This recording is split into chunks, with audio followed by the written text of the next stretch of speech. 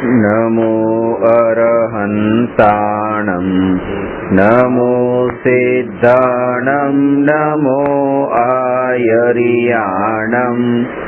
नमो उवज्जायाणं नमो लोये सवसाहुणम्।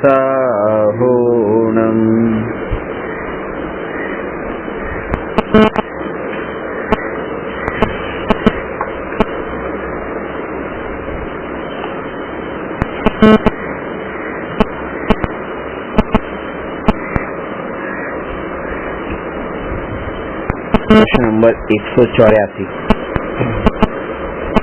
ज्ञानना कुल કેટલા પ્રકાર છે, કયા કયા? જ્ઞાન ગુણની અપેક્ષાએ તો જ્ઞાનના કોઈ પ્રકાર નથી. દરેક જીવમાં એક સમાન જ્ઞાન છે. શક્તિની અપેક્ષાએ, દ્રવ્ય સ્વભાવની અપેક્ષાએ દરેક જીવનો જ્ઞાન સ્વભાવ એક સમાન છે. અને પર્યાય દ્રષ્ટિએ ભેદ કરીએ તો પર્યાય તો જ્ઞાનની ત્રિકાળવર્તી પર્યાયથી ભેદ કરવામાં આવે તો એક જીવની તે અનંત પર્યાય છે, ત્રણેય કાળની તો અનંતાનંત પર્યાય છે, અને આવા તો અનંત જીવ છે. તો એ રીતે અનંતાનંત જ્ઞાનની પર્યાય એ જ અનંતાનંત જ્ઞાનના એ રીતે ભેદ છે. આ બધા ભેદ થઈ ગયા જ્ઞાનના.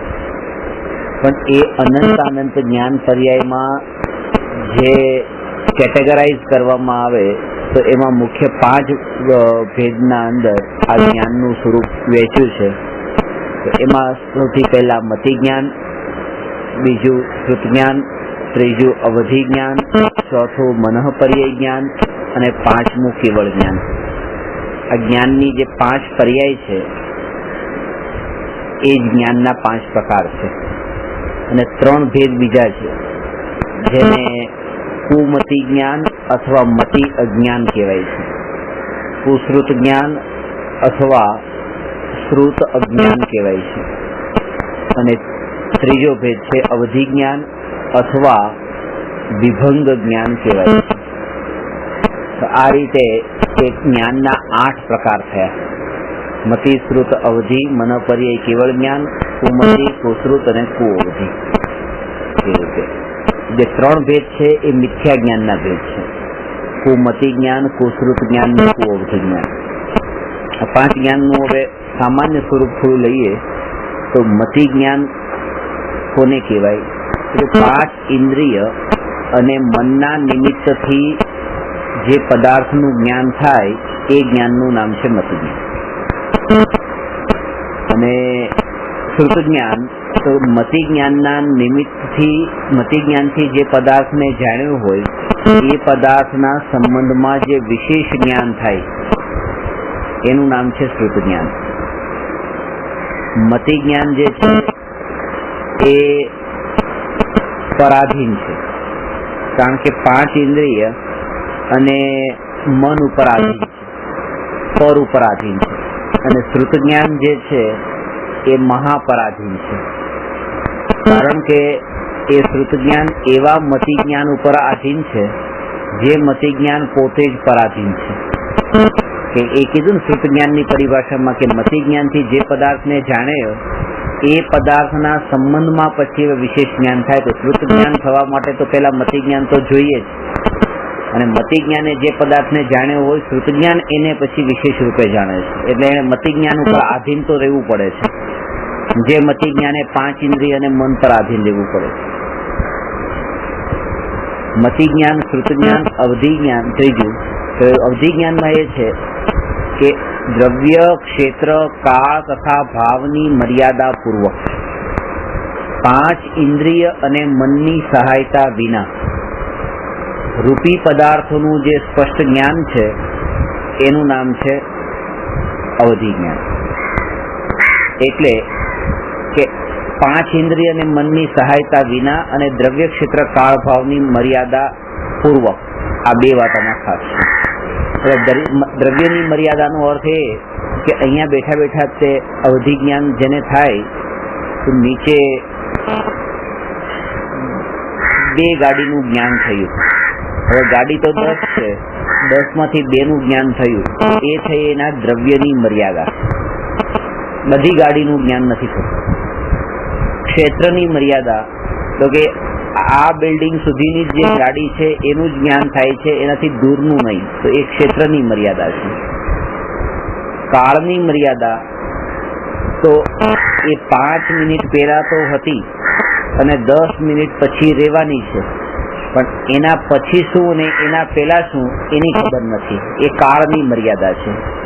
અને ભાવની મર્યાદા એટલે એ ગાડીમાં જે એના સ્વભાવ છે એમાંથી અમુકનું જ્ઞાન થાય. દાખલા તરીકે ખબર પડે કે ગાડીના અંદર એર કન્ડિશન ચાલુ છે કે નથી, પણ એમાં પેટ્રોલ છે કે નથી એ ખબર ન પડે. એટલે એ ગાડી જે એના અંદર જેટલા પણ એના પાર્ટ્સ છે એ બધામાંથી અમુક વસ્તુનું જ્ઞાન થાય. એના રંગનું જ્ઞાન થાય કે લાલ રંગની છે, પણ એ અત્યારે ગરમ છે કે ઠંડી છે એનું જ્ઞાન ન થાય. એના સ્પર્શનું જ્ઞાન ન થાય, એના રસનું જ્ઞાન ન થાય. તો એવું બની શકે કે એના કોઈ પણ એ પૂતગલ છે ને એના કોઈ પણ સ્વભાવનું જ જ્ઞાન થવું, બધાનું ન થવું. એ ભાવની મર્યાદા છે. તો અવધિ જ્ઞાન પણ મર્યાદિત પદાર્થોને, મર્યાદિત ક્ષેત્રના પદાર્થોને મર્યાદિત કાળમાં અને મર્યાદિત ભાવથી એ પદાર્થોને જાણે છે, અને 5 ઇન્દ્રિય અને મનની સહાયતા વિના જાણે છે. ખાસ વાત એ છે. એટલા માટે આ 5 જ્ઞાન જે કીધા, મતિ, શ્રુત, અવધિ, મનપર્યય ને કેવળ, એમાંના 5માંથી જે પેલા 2 જ્ઞાન છે, મતિ જ્ઞાન ને શ્રુત જ્ઞાન, એ સ્વાધીન એ પરાધીન છે અને ખાસ કરીને પરોક્ષ જ્ઞાન છે. અને અવધિ જ્ઞાન, મનપર્યય જ્ઞાન અને કેવળ જ્ઞાન એ પ્રત્યક્ષ જ્ઞાન છે. પ્રત્યક્ષ અને પરોક્ષનો ભેદ એ રીતે છે કે જેમાં પરના નિમિત્તની જરૂર પડે એ પરોક્ષ. પર એટલે અહીંયા શું? 5 ઇન્દ્રિય ને મન. અને જેમાં 5 ઇન્દ્રિય અને મનના નિમિત્તની જરૂર ન પડે એ જ્ઞાન પ્રત્યક્ષ જ્ઞાન. તો અવધિ જ્ઞાન, મનપર્યય જ્ઞાન ને કેવળ જ્ઞાન એ ઇન્દ્રિય અને મન વિના થાય છે, એટલા માટે પ્રત્યક્ષ જ્ઞાન છે. અને મતિ જ્ઞાન અને શ્રુત જ્ઞાન ઇન્દ્રિયના નિમિત્તથી થાય છે, એટલા માટે 2 જ્ઞાન પરોક્ષ જ્ઞાન છે. તત્વસૂત્રમાં સૂત્ર છે આધ્યે પરોક્ષમ. આદિના જે 2 છે એ પરોક્ષ છે, અને પ્રત્યક્ષ, મન્યત અને અન્ય જે 3 છે એ બધા પ્રત્યક્ષ જ્ઞાન છે. મનપર્યય જ્ઞાન ચોથું જ્ઞાન છે, જેમાં દ્રવ્ય, ક્ષેત્ર, કાળ, ભાવની મર્યાદા છે. 5 ઇન્દ્રિય અને મનની સહાયતા વિના જાણે છે, પણ ખાસ એ છે કે બીજાના મનમાં ઉત્પન્ન થતા રૂપી પદાર્થોના સ્પષ્ટ જ્ઞાનને મનપર્યય જ્ઞાન કહે છે. એટલે ત્યાં તો સીધી વસ્તુનું જ્ઞાન થતું હતું, અહીંયા સીધી વસ્તુનું જ્ઞાન નથી થતું. કોઈના વિચારોમાં રહેલી વસ્તુનું જ્ઞાન થાય છે. એટલે કે તમારા વિચારમાં અત્યારે ગાડી છે અને મને એ ખબર પડે, મને ગાડીનું જ્ઞાન થાય, તો એ જ્ઞાનનું નામ મનપર્યય જ્ઞાન છે કે તમારા વિચારોને હું જાણી લઉં છું કે શું ચાલે છે વિચારોમાં. પણ એક વાત ખાસ કે તમે જેનો વિચાર કરો છો એ વસ્તુ નિયમથી પૂતગલ હોવી જોઈએ, કારણ કે પૂતગલનું જ જ્ઞાન થાય છે. મનપર્યય જ્ઞાન અને અવધિ જ્ઞાન એ માત્ર પૂતગલને જાણનારા જ્ઞાન છે. વિચાર તો બરાબર, પણ એ વિચારના અંદર તમારે જે વસ્તુ છે એ વસ્તુ પૂતગલ. દાખલા તરીકે કે નીચેથી ઉપર ડ્રાઈવર લિફ્ટમાં આવી રહ્યો છે, તો એ અહીંયા બેઠા બેઠા એ જ્ઞાન થવું કે ડ્રાઈવર આવે છે, તો એના શરીરનું જ્ઞાન થયું છે, જીવનું નહીં. કે ડ્રાઈવર આવે છે તો એ જ્ઞાનનું નામ તો અવધિ જ્ઞાન છે. અહીંયા બેઠા બેઠા ખબર પડી ગઈ એ પદાર્થની. અને એ ચાવી લેવા માટે આવે છે, તો એ ચાવીનું જે જ્ઞાન થવું, એના વિચારોમાં ચાવી છે, તો એ ચાવીનું જ્ઞાન થવું એનું નામ છે મનપર્યય જ્ઞાન. અવધિ જ્ઞાનમાં સીધી વસ્તુને જાણે છે ડાયરેક્ટ, અને ત્યાં મનપર્યય જ્ઞાનમાં વિચારોમાં રહેલી વસ્તુને જાણે છે. પણ એ જો આત્માનો વિચાર કોઈ કરતું હોય તો એ ન જાણી શકે, ન જાણી શકે, કારણ કે એ તો અરૂપી છે ને. રૂપી પદાર્થોનો જો વિચાર કરતો, એટલા માટે જ આને મર્યાદિત જ્ઞાન કીધું છે. અને એમાં પણ મર્યાદા છે કે એ તો વિચાર તો કેટલાય કરતા હોય, પણ જેમ જેમ એનું જેટલી એની સામે મનઃપર્યાય જ્ઞાની જીવ છે એની આત્માની નિર્મળતા જેટલી હોય આ મનઃપર્યાય જ્ઞાનની નિર્મળતા એટલું વિશેષ જ્ઞાન થાય છે, પણ છે એના અંદર પણ અપૂર્ણતા, મર્યાદા, પરાધીનતા નથી, કારણ કે 5 ઇન્દ્રિયને મન વિના જાણી લે છે. કેવળ જ્ઞાન તો આ જગતના અંદર રહેલા અનંત દ્રવ્યના, અનંત ગુણોના, અનંત ગુણોની અનંત પર્યાયને અને ત્રિકાળવર્તી પર્યાયને એક સમયમાં એક સાથે દર્પણવત એટલે કીધું છે કે દર્પણમાં પદાર્થ પ્રતિભાષિત થાય તો પણ દર્પણને કઈ નથી, એનો સ્વભાવ છે. એવી રીતે સ્વભાવથી જ તે જ્ઞાનમાં જણાય એ જ્ઞાનનું નામ કેવળ જ્ઞાન છે. આ 5 જ્ઞાનમાં 3 જ્ઞાનની સાથે કુ શબ્દ લાગે છે. કુમતિ, કુશ્રુત અને કુ અવધિ.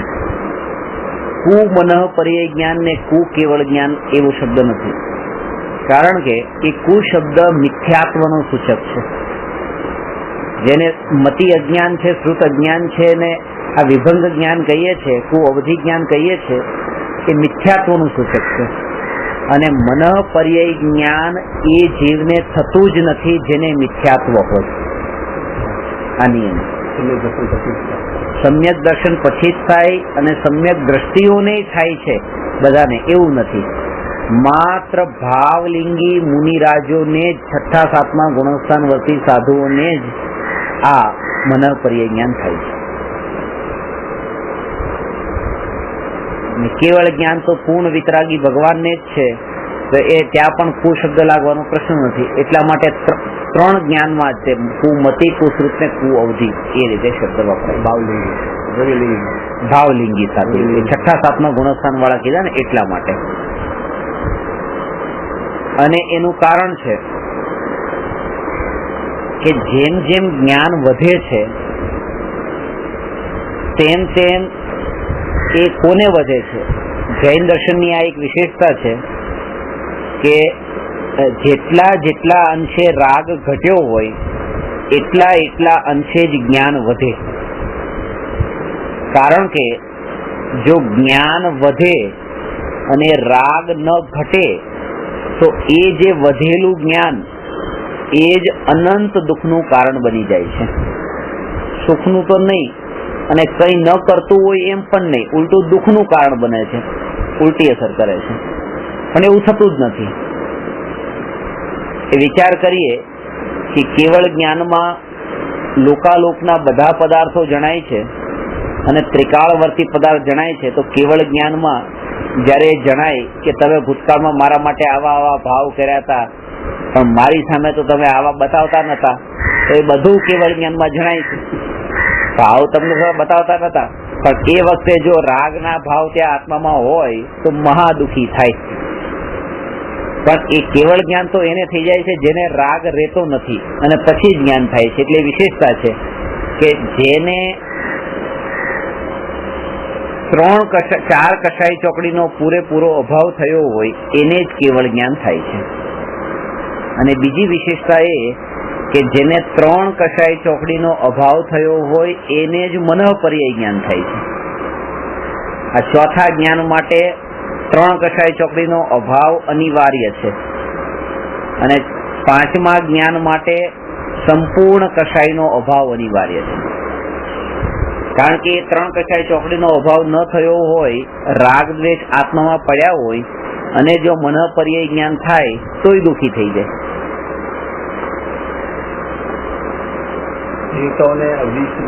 હા, અવધિ જ્ઞાન નરકમાં જો એની વાત ના જાણી શકે, ન જાણી કોઈ વ્યક્તિને, કોઈ સ્ત્રીને એવું મનઃપર્યાય જ્ઞાન થઈ જાય, આ જો વાળી વાત છે, જો થઈ જાય કે બીજાના મનમાં મારા માટે કેવા કેવા ભાવ છે.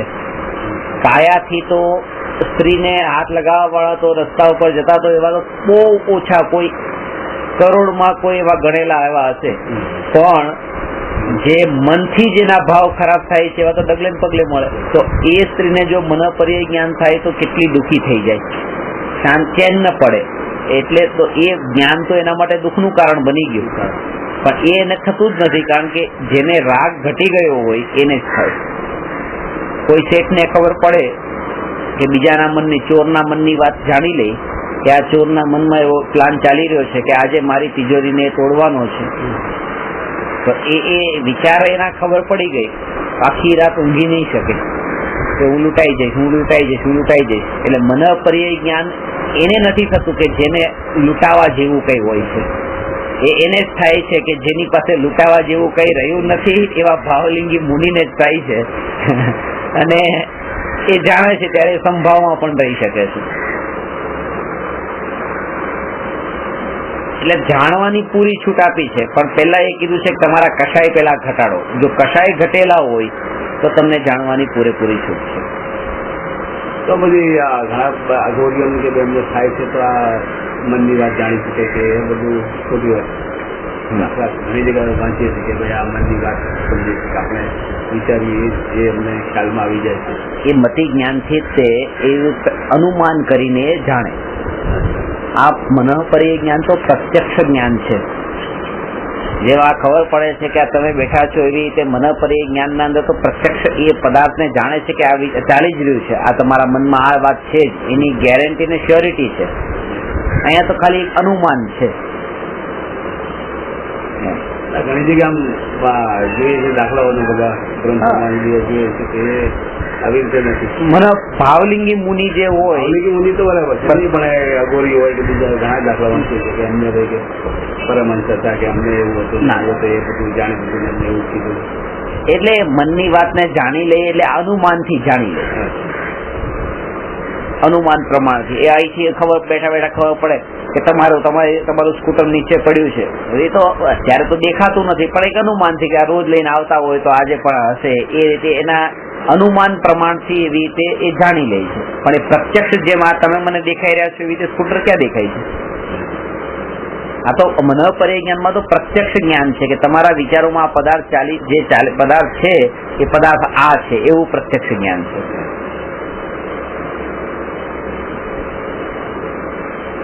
એનાથી પણ આગળ કે મતિ જ્ઞાન, શ્રુત જ્ઞાન અને અવધિ જ્ઞાન પણ એને જ થાય છે જેને એક કષાય ચોકડીનો અભાવ થયો હોય છે. હા, તો સમ્યક દ્રષ્ટિને જ મતિ જ્ઞાન, શ્રુત જ્ઞાન ને અવધિ જ્ઞાન થઈ શકે, મિથ્યા દ્રષ્ટિને નહીં. કે મિથ્યા દ્રષ્ટિના મતિ, શ્રુત અને અવધિને તો કુમતિ, કુશ્રુત ને કુઅવધિ કયા છે. એનો અર્થ એ થયો કે આ પાંચે પાંચ જ્ઞાન એ મિથ્યા દ્રષ્ટિને થતા જ નથી, સમ્યક દ્રષ્ટિને જ્ઞાનીને જ હોય છે. કારણ કે થોડો પણ જો રાગ, એટલે એક કષાય ચોકડી જેટલો પણ રાગ ન ગયો હોય તો એ જ્ઞાન એને ન થાય. અને જો એ જ્ઞાન એને થાય, જેટલું પણ એ કુઅવધિ જ્ઞાન છે તો એ જ્ઞાન તો વધારે દુઃખનું કારણ બને છે. જે નારકીઓને છે,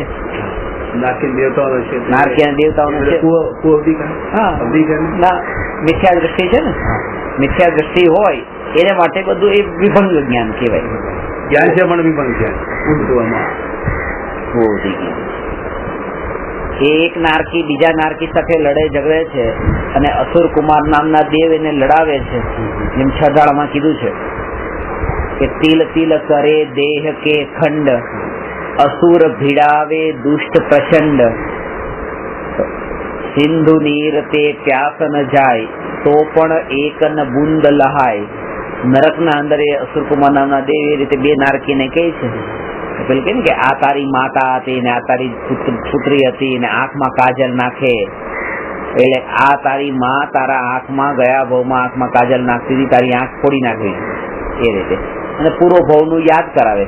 એને પોતાને યાદ નથી આવતું. હા, એ જ છે, પછી એ આવે છે એટલું. ત્યાં આ અધૂરું જ્ઞાન છે ને એટલે એટલું તો યાદ આવે છે કાજલ નાખતી હતી, પણ એ ખબર નથી પડતી શું કામ કાજલ નાખતી. હા, અને એ તો આ જ્ઞાન કરાવે છે કે આના કારણે કરતી હતી. અને એના દિમાગમાં પેલું ભ્રાંતિ નાખી દે કે ના આવી રીતે કરતી, આવી રીતે ચડાવે, તારા ખરાબ માટે કરતી. ચડાવે ને એ પછી ચડી જાય. કારણ કે એ વખતે એની વિરુદ્ધ એને દુઃખ જ જયારે ભોગવવાનું એની કિસ્મતમાં લખાયેલું હોય ત્યારે પછી એને એવું જ ભાવ આવે. અહીંયા પણ કોઈ આમ તમને માનો એમ કે ના કરો કરો કરો બરાબર છે, જો આમ છે આ ભાઈ, તમે અંદરમાં તમને એના ઉપર એટલો વિશ્વાસ હોય ને તો તમે કરો જ. હમણાં જ 3-4 દિવસ પહેલા ગામમાં એક છોકરો સાયકલ ચલાવતો હતો. પહેલી વખત આમ ચલાવતો શીખતો હતો, સીટ ઉપર બેસી આમ ચલાવતો હતો. તો એક ભાઈ એને કીધું, અરે વાહ કે સાયકલ ચલાવે જોજે, અને આમ કે હમણાં જોજે કે એક હાથે ચલાવશે એમ કરીને ચલાવતો હતો કે જો હમણાં એક હાથે ચલાવજો, એક હાથે તો એક હાથે ચલાવી થોડી સાઈડ બતાવો કે હા જોજો હમણાં હેન્ડલ છોડીને ચલાવશે, હમણાં ચલાવશે એમ કરીને પેલા હેન્ડલ છોડી પડ્યો નીચે. કે કોઈ તમને કે તમારી કેપેસિટી કેટલી છે, તમે શું છે, કોઈ એને શું કામ બોલો. નારકમાં આવી રીતે થાય છે કે એક નારકી છે એ બીજા નારકીને અસુર કુમાર નામના દેવ જે રીતે કે એ રીતે ચડે અને એ રીતે લડાઈ કરે. અધૂરું જ્ઞાન છે, અધૂરું જ્ઞાન છે. માનો જે આત્મા છે એને પણ એના પ્રત્યે ક્રોધ આવે છે કે હું તારી માં હતી તું મને મારે છે, એ એને મારે છે. તલતલ જેટલા ટુકડા કરી નાખે છે. આ ખાલી કલ્પના માત્ર નથી, આ ખરેખર કરે છે ને. એ વૈકરિક શરીરના કારણે પાછા જોડાઈ પણ જાય છે. પારા જેવું શરીર હોય છે નારકીઓનું. આ બધું દુઃખ થાય છે એ આત્માને થાય છે, જે કાપવાથી કે આપણે ભૂખ લાગે કે આત્માને જ થાય. આત્માને જ થાય, આત્માને જ. કારણ કે મૃતદેહને તો કેવી રીતે થાય છે, જે આપણે ડેડ બોડી છે એને તો બાળે છે તો ત્યાં દુઃખ નથી થતું. જે આત્મા છે શરીરમાં એટલે ત્યાં સુધી એને થાય છે, ગયા પછી ક્યાંય નથી થતું. એક આંગળી પણ આગમાં લાગી જાય છે તો એ કેટલી વેદના ને પીડા થાય છે અને પૂરું નથી થતું. એટલે કે ઠેસ લાગી અને ત્યાં તમને એમ થઈ ગયું બસ લોહી એટલું નીકળે છે તો જવા દો, મન નથી દુખતું, આ શરીરને દુખે છે. એમ નહીં, આ મને દુખે છે એમ કહેવાનું, માનવાનું આ દુઃખ જે છે મને થઈ રહ્યું છે. લોહી નીકળ્યું એ શરીરમાં છે, વાગ્યું કટ થયું છે એ બધું શરીરમાં છે. જે બહારની દશા દેખાઈ રહી છે આ બધી એ બધી શરીરની છે, પણ અંદરમાં વેદના જે થઈ રહી છે એ આત્માને છે. અને એનું એક જ કારણ છે કે એ આત્મા એમ માને છે કે આ હું છું, આ શરીર હું છું, એટલે એને વેદના થાય, એટલા માટે એને વેદના થાય છે. ના માને તો ના થાય. એ સમયે એને એ માનવા માટેના વિચાર પણ એને નથી આવતા કે આ મારું નથી. કારણ કે જયારે વેદના નથી થતી, જયારે શરીર કપાયું નતું, ત્યારે ગુરુના યોગમાં, શાસ્ત્ર સ્વાધ્યાયના યોગમાં, સત્સંગના યોગમાં રહીને પણ એને એ વિચાર નતો રહી શકતો કે આ શરીર મારું નથી. એવા સંયોગમાં પણ જેને વિચાર ન રહ્યો તો એને આવી પ્રતિકૂળતામાં વિચાર કેવી રીતે આવે? એટલે પેલા તો જયારે આવા સદયોગ ને સદનિમિત્ત મળે ત્યારે તો એનાથી સંસ્કાર દ્રઢ કરવાના કે આ નથી મારું, મારું નથી, મારું નથી, મારું નથી એ રૂપે. અને જયારે એવી સ્થિતિ આવે ત્યારે દ્રઢ કરેલા સંસ્કારો ત્યાં પછી એવી રીતે પ્રતિફલિત થાય કે જેના ફળે એને ત્યાં સંભાવ રહી શકે.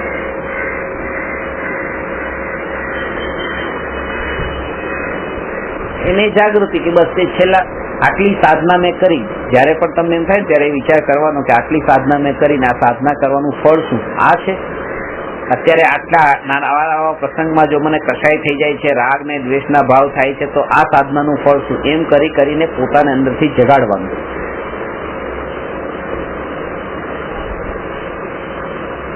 એટલે શરૂઆતની ભૂમિકામાં તો આ રીતે જ કરવાનું છે અને એને માપવાનું. પછી જેવા તમે ખાલી ઘરમાં બેઠું નથી રહેવાનું, એના પછી તમારે સંયોગો સાથે માપવાનું. રાજા મહારાજાના તો પેલા એટલા ચોકીદારો અને પહેરેદારો હતા કે ચારે બાજુથી રીતે પેક કરીને પહેરેદારોથી પોતે સુરક્ષિત અંદર બેસે, પોતે મહેલમાં બેસી જાય, કોઈ એમને ડિસ્ટર્બ કરે નહીં. 24 કલાક પોતે સાધના કરવી જેવી કરવી એવી કરી શકે, કઈ પ્રોબ્લેમ નથી. ખાવું પીવું ટાઈમ પર મળી જાય છે, કોઈ ભટકવાની જરૂર નથી અને બધું સાધના કરવી કરી શકે. પણ નહીં, જેમાં ખાવા પીવાનું ક્યારે મળશે એની ખબર નથી, એવી એવી મુનિદશા અંગીકાર કરી મનમાં જાય છે. અને જ્યાં ધ્યાન કરવા બેઠા હોય તો કઈ સિક્યોરિટી નથી, વાઘે આવીને ખાઈ જાય, સિંહે ખાઈ જાય અને મનુષ્ય ભાવ આમનામ જતો રહે. પણ એ વનના અંદર, મહેલમાં ન બેસીને વનના અંદર આવી રીતે સાધના કરવા જાય છે. શા માટે? એ સાધના છે. ત્યાં ખબર પડે છે કે આવા સંયોગોમાં હવે આત્માના પરિણામો કેવા રહે છે. અહીંયા તો પોતે બસ પ્રોટેક્ટેડ છે બસ આ રીતે, બહારથી તો, પણ અંદરથી જે પ્રોટેક્ટેડ છે એની ખબર તો ત્યાં પડે છે જ્યારે આવા સંયોગોમાં જાય છે, પ્રતિકૂળતા આવે ત્યારે.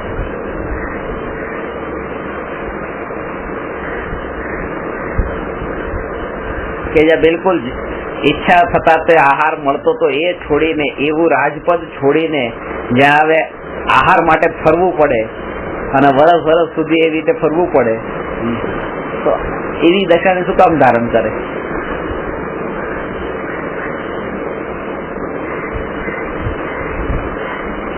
ખરેખર આવી જયારે ચર્ચા ચાલતી ને ત્યારે આપણે એને ફોકસ કરતા હોઈએ છીએ કે ઓહો કેટલું એ પેલા તો આવી રીતે રહેતા હતા ને હવે એક વર્ષ સુધી આહાર નથી મળતો તો પણ ફરવું પડે છે એમ.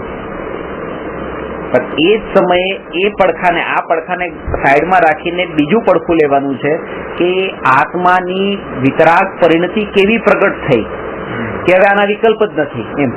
એનું બળ કેટલું આત્માનું એમ કે પેલા વિતરાગ પરિણતિ નથી પ્રગટી અને હવે પ્રગટી તો આ વર્ષ સુધી ન મળ્યો, વર્ષ સુધી ભૂખ્યા રહ્યા, વર્ષ સુધી આહાર, એ નહીં, પણ આત્માની નિર્મળ પરિણતિ એવી છે કે જેના બળ ઉપર એના વિકલ્પ હવે નથી આવતા.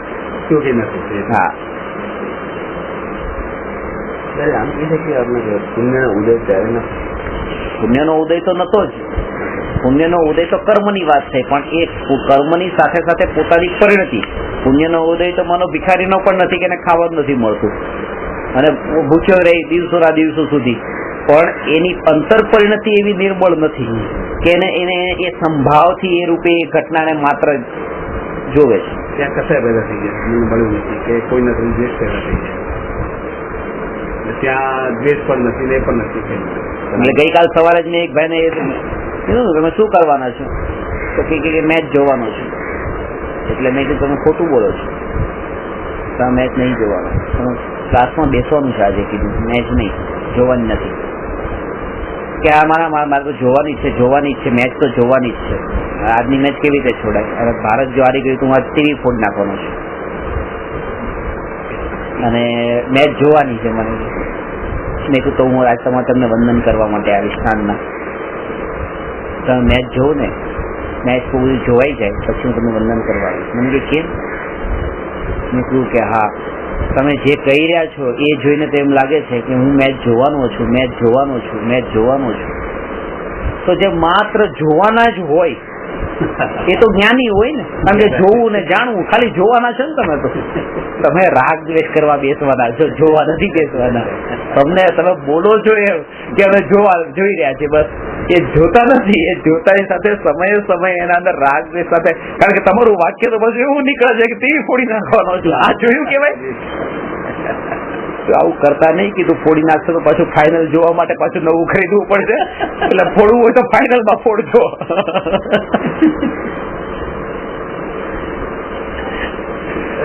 પણ એ જે છે જોવું એમાં આત્માનો પુરુષાર્થ છે.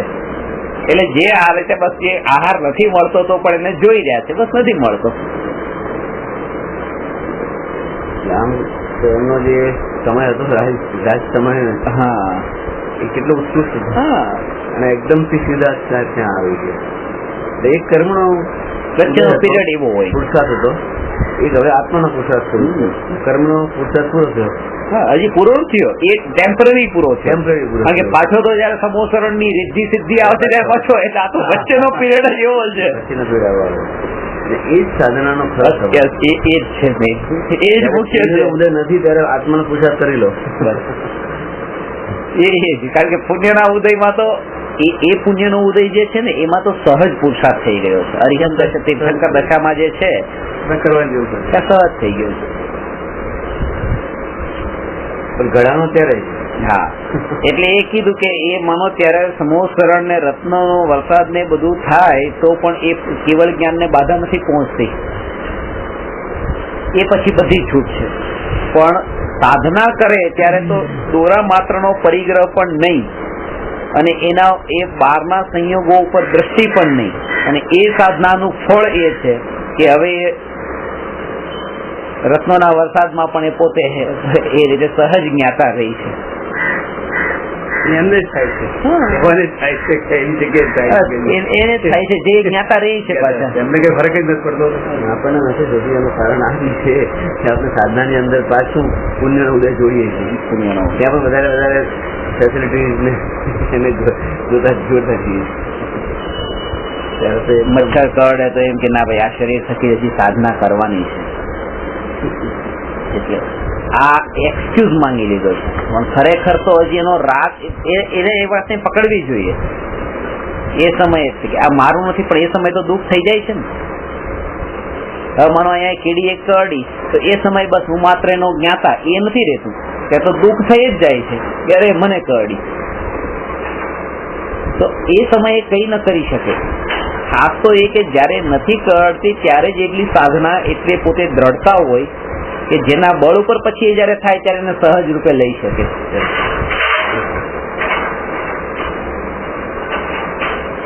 આ વનના અંદર એ રીતે રહી શક્યા, એ કોના બળ પર રહી શક્યા? પેલા એ પોતે પ્રિકોશન તો કરી લીધું હતું કે શું આમાં તમે જે વિધિ લખી છે ને એ વિધિમાં મેઇન પોઈન્ટ એક છૂટી ગયો છે કે પહેલા તો સમ્યક દર્શન પ્રગટ કરે અરિયન થવા માટે, અને મુનિ તો પછી સાધુ થાય અને પછી એ રીતે પેલા સમ્યક દર્શન, એ સમ્યક દર્શનના બળ પર સાધુ થાય છે. એટલે અંતરનું પ્રિકોશન તો પૂરેપૂરું લઈને સાધુ થાય છે કે હું આહાર પાણીથી નથી જીવતો, આયુ કર્મના ઉદયથી નથી જીવતો, અને હું મારા ચૈતન્ય સ્વભાવથી ચૈતન્ય ચિતિ શક્તિથી હું જીવી રહ્યો છું. એ પ્રિકોશન લઈને જાય છે એટલે પછી ત્યાં હું મરતો નથી. થોટનું પ્રિકોશન છે, શ્રદ્ધાનું છે. મારે કઈ થવાનું નથી. એક જ ચીજ છે કે હું નથી મળતો. બસ પછી તો વાઘ ખાય છે, સાપ કરડે. સત્તામાં પડેલા પુણ્ય કે ઉદયમાં આવતા પુણ્ય જ્ઞાની માટે બધા સમાન છે. જેમ સત્તામાં પડેલા કર્મ પુણ્ય આત્માનું કઈ નથી કરતા, એમ ઉદયમાં આવતા કર્મ પણ જ્ઞાની આત્માનું કઈ નથી કરતા. આ બે માં આટલું અંતર, ફરક નથી પડતો એટલે બસ એ રીતે. બાકી જ્યાં સંયોગો મળતા હોય બધું મળે જ છે, પણ એમને અસર નથી કરતા એટલે આ નથી કરતા એમ. એટલે જયારે આ રીતે આદિનાથ ભગવાનને આહાર ન મળ્યો કે પાર્શનાથ ભગવાન પર મુનિ અવસ્થામાં ઉત્સર્ગ થયો, આ જે બધી ઘટનાઓ છે કેમ એટલે પુણ્ય હશે નહીં કે એટલું પુણ્ય નતું એટલા માટે આવું થયું. પુણ્ય તો હતું પણ સત્તામાં હતું. ભેદ એ સમજવાનો સત્તાનો અને ઉદયનો. જયારે વર્ષ સુધી એ રીતે એક ટાઈમની રોટલી માટે ફરવું પડે છે ત્યારે પુણ્ય આત્મામાં તો બંધાયેલું છે. તીર્થંકર પ્રકૃતિ છે કે નહીં બંધાયેલી આત્મામાં. થોડા સમયમાં જ હવે તીર્થંકર થવાના છે તો એ પુણ્ય કઈ નવું નથી આવતું, એ તો પહેલા બંધાયેલું પડ્યું છે પણ એ સ્ટોકમાં છે. સત્તામાં એવા પુણ્ય છે કે સર્વોત્કૃષ્ટ પુણ્ય કે જેનો ઉદય આવે ત્યારે તીર્થંકર થાય, અને વર્તમાન ઉદયમાં એવા પણ પુણ્ય નથી કે એક સમયનો આહાર મળે. આ સત્તા અને ઉદય વચ્ચેનો ભેદ છે. એટલે સત્કર્મ પુણ્યથી કઈ નથી થતું. બસ આજે અનુકૂળતા બધી મળે છે પુણ્યથી નથી મળતી, પુણ્યના ઉદયથી મળે છે. બેંકમાં કરોડો મળે પણ આજે ભૂકંપ આવી ગયો તો આપણે ગજવામાં કઈ જતી રોટલી પણ ના મળે, કોણ ખવડાવે? પૈસા છે બરાબર છે, પુણ્ય નથી અને ઉદય નથી. એ વખતે ઉદય નથી, જેબમાં નથી એટલે ઉદય નથી. એ વખતે ઉદય નથી. બેંક બેલેન્સ ગણો ચાલે, પોતાની પાસે બતાવે ત્યારે એટલે એટલી તાકાત છે કે માચિસની ફેક્ટરી ખોલવી હોય તો પોતે ખોલી નાખે. એક દિવસમાં પોતે ખોલી નાખે એટલા પૈસા છે. પણ બીડી પીવી છે અને એ રીતે માચિસ નથી અને સ્ટેશન ઉપર ફરી રહ્યો છે, ટ્રેનમાં બધાને કહી રહ્યો છે માચિસ હે માચિસ હે માચિસ હે, તો એક દિવાસળી માટે ફરે છે અને અંદર મને ખબર છે કે મારી પાસે પૈસા છે આખી ફેક્ટરી ખોલી નાખું પણ અત્યારે એક દિવાસળી નથી. એટલે આ સત્તામાં બધું છે પણ ત્યાં ઉદયમાં હોવું છે. ઇન્સ્યોરન્સની પોલિસી જેવું છે તમારી પોલિસી 5 વર્ષ પછી પાકવાની છે, પછી જ મળશે. હા, ત્યારે હોવા છતાં પણ તમારી પાસે નથી. એપ્લિકેશન 3 વર્ષ સુધી 5 વર્ષ 10 વર્ષ સુધી પાકવાની છે. 2 વર્ષે થઈ જાય અમારું. ત્યાં સુધી છે બીજ માંગતા હોય તો મને ના મળે. બેંકમાં આવી રીતે હવે 1000 રૂપિયા જમા કરાવેલા પડ્યા છે અને પોતાની પાસે અત્યારે કઈ નથી. હવે પોતાની પાસે 1000 રૂપિયા છે પણ 1 રૂપિયો નથી, કારણ કે એ 1000 રૂપિયા તો મિનિમમ બેલેન્સમાં રાખવા પડે છે. એટલે હોવા છતાં પણ પોતાની પાસે અત્યારે કઈ નથી, પડ્યું છે ત્યાં સ્ટોકમાં.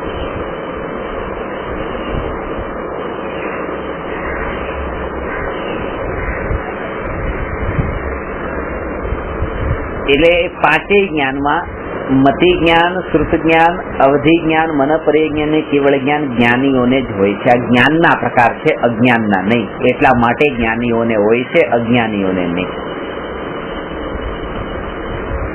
અને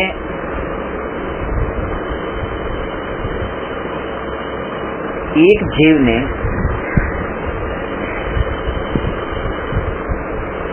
વધારેમાં વધારે કેટલા જ્ઞાન હોઈ શકે?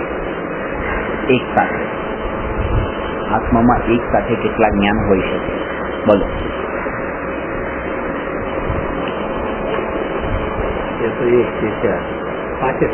વધારેમાં વધારે ક્વોન્ટિટી થી વધારેમાં વધારે 5 જ્ઞાન કોઈને ન હોઈ શકે. કેમ ન હોઈ શકે?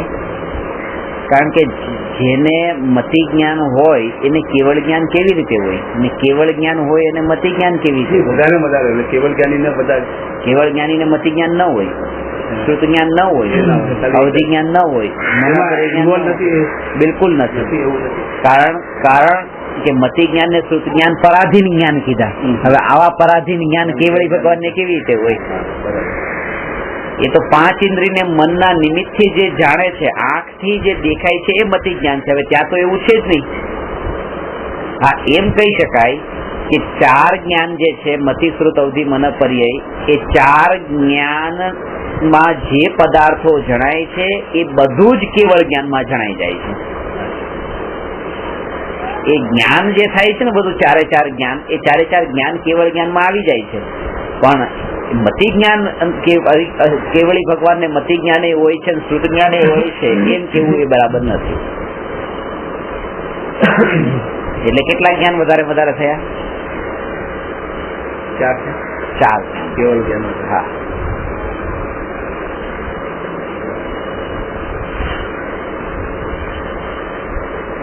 મતિ, શ્રુત, અવધિ ને મન પરિજ્ઞાન એક જીવને વધારે હોય છે. ક્વોન્ટિટી થી ઓછામાં ઓછા કેટલા જ્ઞાન હોઈ શકે?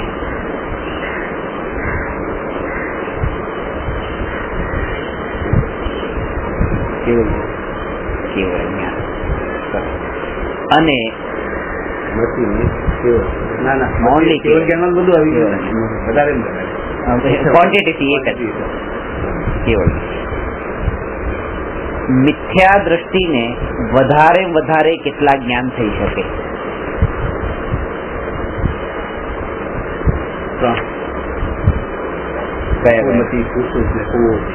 Very good. આ જ્ઞાન આત્માનો ગુણ છે અને એનો સંબંધ આત્મા સાથે છે, શરીરની કોઈ અવસ્થા સાથે નથી.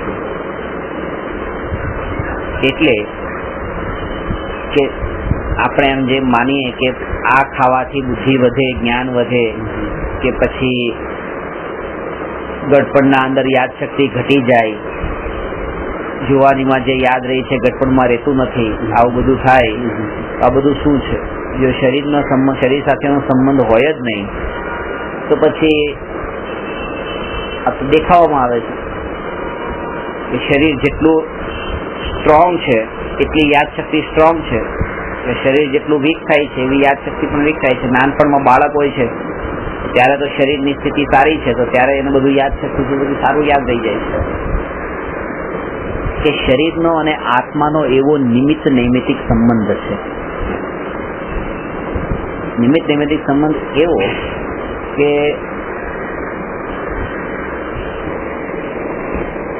અત્યારે સ્પર્શેન્દ્રિયથી જ્ઞાન થાય છે, તો કોઈને વૃદ્ધાવસ્થામાં ચામડી એવી એટલી આખી જિંદગી એવું કામ કર્યું છે કે હથેળી આખી ઘસાઈ ગઈ છે અને જાડી જાડી ચામડી થઈ ગઈ છે. હવે એને ગરમનું જ્ઞાન ને ઠંડાનું જ્ઞાન એટલું સ્ટ્રોંગ નથી હોતું, ઇન્ટેન્સિટી એની એટલી હાઈ નથી હોતી. અને કોઈને કોમળ શરીર છે તો આમ સતત તે ગરમ થોડું પણ લાગે તો એને વધારે અહેસાસ થઈ જાય છે. તો એ રીતે કે જેને જ્ઞાન વધારે હોય એને નિમિત્ત પણ એવું જ મળે, ખાસ વાત એ છે. અને ત્યાં એ આત્માના જ્ઞાનની યોગ્યતા જ એટલી નથી કે એને એ ગરમનું જ્ઞાન થાય, એટલે માટે એને નિમિત્ત પણ ચામડીનું એવું મળે છે કે જે એના અંદર નિમિત્ત ન બને એ જ્ઞાન માટે. કોઈ માનો કે આંખ નથી તો સામેના રંગનું જ્ઞાન થતું જ નથી, બ્લાઇન્ડ છે. તો એમ નથી કે બ્લાઇન્ડ છે એટલે જ્ઞાન થતું નથી. આત્માનો જ્ઞાનાવરણી કર્મનો ક્ષયોક્ષમ એ આત્મા સાથે સંબંધ છે. જ્ઞાનાવરણી કર્મનો ક્ષયોક્ષમ જે છે એ જ એટલો ઓછો છે કે એને સામેનું જ્ઞાન થતું નથી. અત્યારે એ પ્રોસેસ અંદરની કર્મની એ ચાલે છે. આત્મામાં જ્ઞાનાવરણીનો ક્ષયોક્ષમ જ એટલો ઓછો છે કે એને જ્ઞાન થતું નથી, એ આત્માની વાત છે. અને 12માં એને નામ કર્મનો ઉદય એવો છે કે એને આ ઇન્દ્રિય મળી નહીં, એટલે કે વીક મળી, તો એ બીજા કર્મનો ઉદય છે. પણ એમ નથી કે આંખ નથી એટલે દેખતો નથી, જ્ઞાન થતું નથી.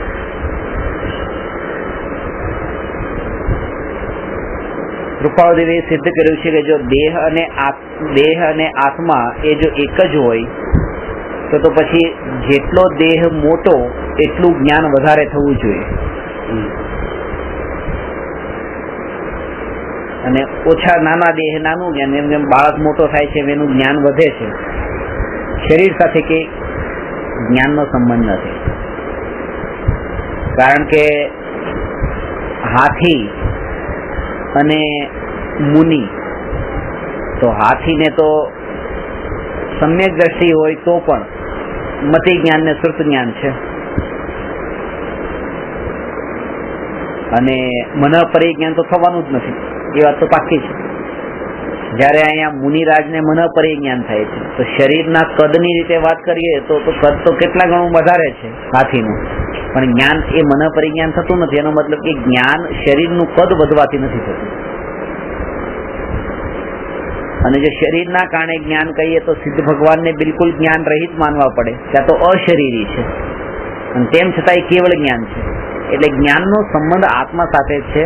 જેવી રીતે આપણે બે ભિન્ન પદાર્થ જે અત્યારે આપણને દેખાય છે કે આ કાગળ છે ને આ પેન છે, એ બિલકુલ જુદા છે અને બંનેના કાર્યને એકબીજા સાથે જોડવાના નથી. આનું પરિણમન સ્વતંત્ર છે અને પેનનું પરિણમન સ્વતંત્ર છે. એવી રીતે ત્યાં શરીરની જે અવસ્થાઓ થાય છે એ સ્વતંત્ર અવસ્થા છે, અને આત્માનું જે જ્ઞાનમાં વિકાસ થાય છે એ આત્માની અવસ્થા છે, એનો આ શરીર સાથે સંબંધ નથી.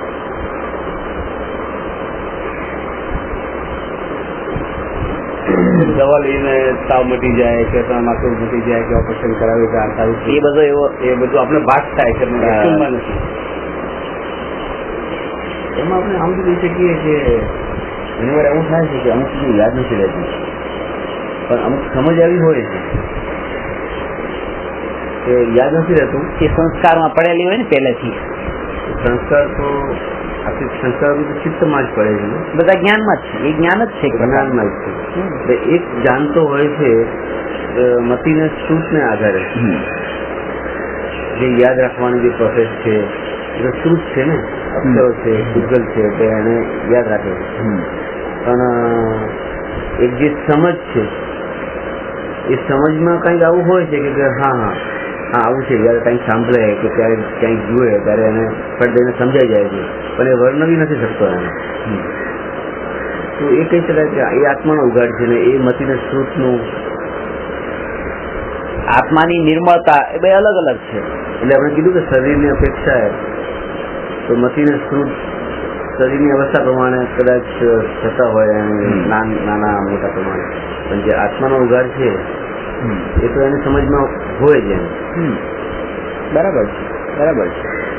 અંદરની નિર્મળ એક વસ્તુને પકડમાં આવી એ તો ત્યાં પડેલી છે. આના અંદર એક આત્મજ્ઞાન છે ને એક ક્ષયોક્ષમ જ્ઞાન છે. આત્મજ્ઞાન અંદર છે બસ હું આત્મા છું અને શરીરથી જુદો છું, એ જ્ઞાન તો સવારથી સાંજ સુધી ચાલુ રહી છે. અને ક્ષયોક્ષમ જ્ઞાન વધે છે, ઘટે છે, વધે છે, ઘટે છે, એમાં એવું થાય. જેમ કે માનો સાધુ થયા પહેલા, મુનિ થયા પહેલા એ ગ્રહસ્થ દશામાં સમ્યક દ્રષ્ટિ હતા ત્યારે મતિ જ્ઞાન શ્રુત જ્ઞાન હતું. હવે ભાવલિંગી દશામાં આવ્યા ત્યારે પોતે આત્મજ્ઞાન તો સેમ જ રહ્યું છે, આત્મજ્ઞાનમાં ફરક નથી પડ્યો, પણ મનપરી જ્ઞાન થયું ત્યાં. તો મનપરી જ્ઞાન જયારે ત્યાં થાય છે તો એ રીતે ફરક પડે છે જ્ઞાનમાં. ક્ષયોક્ષમ જ્ઞાનમાં વિકાસ થયો, એ ક્ષયોક્ષમ જ્ઞાન જ છે મનપરી જ્ઞાન પણ. અત્યારે એવું બી થતું હોય, જ્ઞાન સુધી તો વાત અલગ છે, પણ ઘણી વાર એવું બી થતું હોય યાદ જે કરેલું છે એ ઘણું બધું ભૂલાઈ ગયું હોય, હા, પણ બીજો વિકાસ ઘણો થઈ ગયો. બરાબર છે, બરાબર છે. આ ઊંચું ઓછું થઈ ગયું, ગરડો થઈ ગયા તો આ તો ઘટી ગયું, પણ આ પાછું એકદમ વિકસી ગયું. પરિણતિમાં ફેર આવી જાય, જ્ઞાનમાં ઓછો ઓછો થઈ છે, પરિણતિમાં જે છે એ વધારો થઈ છે. પરિણતિમાં વધારો જ થાય અને જ્ઞાનનો ભરોસો નથી, એ વધારો પણ થાય ને ઘટાડો પણ થાય. એ પાગલ થઈ જાય તો સમજો કે કોઈ કારણ હા, સમ્યક દ્રષ્ટિ થઈ જાય, એ બધું જ્ઞાન તો જતું રહ્યું. પણ આમ પૂરી સમજ છે, પૂરી સમજણ પૂરી છે. એટલે જે ક્ષયોક્ષમ જ્ઞાન ને એ કીધું બસ એનો ભરોસો નહીં કરવાનો, એમાં વધઘટ થઈ જાય છે, એને એટલું મહત્વ નથી આપવાનું. પણ એક વાત ખાસ એ પણ છે કે જેને પણ સમ્યક દર્શન થાય છે એને પાછું આ ક્ષયોક્ષમ જ્ઞાનના બળ ઉપર જ એને થાય છે. ક્ષયોક્ષમ જ્ઞાનથી તે વિચાર કરે છે અને નિર્ણય કરે છે. ક્ષયોક્ષમ જ્ઞાનથી જ વિચાર કરીને એ નિર્ણય કરે છે. સમ્યક દર્શન પહોંચે છે તો જ્ઞાનથી જ પહોંચે છે. હા, જ્ઞાન વગર કેવી રીતે પહોંચે? પણ પ્રગટ થઈ ગયા પછી એનું મહત્વ એટલું નથી રહેતું. અત્યારે ખબર પડી કે આ શાસ્ત્ર છે, આ ગુરુ છે, આ શાસ્ત્રના શબ્દો, અક્ષરો, આ બધું જ્ઞાન છે, એનાથી તો એ નિર્ણય કરે છે. પણ નિર્ણય થયો એટલે પછી હવે આ જ્ઞાન ભૂલાય તો પણ એનું એટલું મહત્વ એટલે એવું થાય કે એને સમય દર્શન તપતી ગયું, 80 વર્ષના થઈ ગયા, ત્યારે જ્યાં સુધી એને પ્રગટ નથી થયું ત્યાં સુધી આ માધ્યમનું બહુ મહત્વ છે. અને પ્રગટ થઈ ગયા પછી એ માધ્યમનું પછી શું થાય, આ જ્ઞાન પછી વધે, ઘટે, જાય, રે, એનાથી કોઈ ફરક નથી. પછી પ્રગટ મને ચેક લખ્યો અને બેંકમાં આપ્યો, હવે પૈસા જ્યાં સુધી મળ્યા નથી ત્યાં સુધી તો આનું પૂરું મહત્વ છે.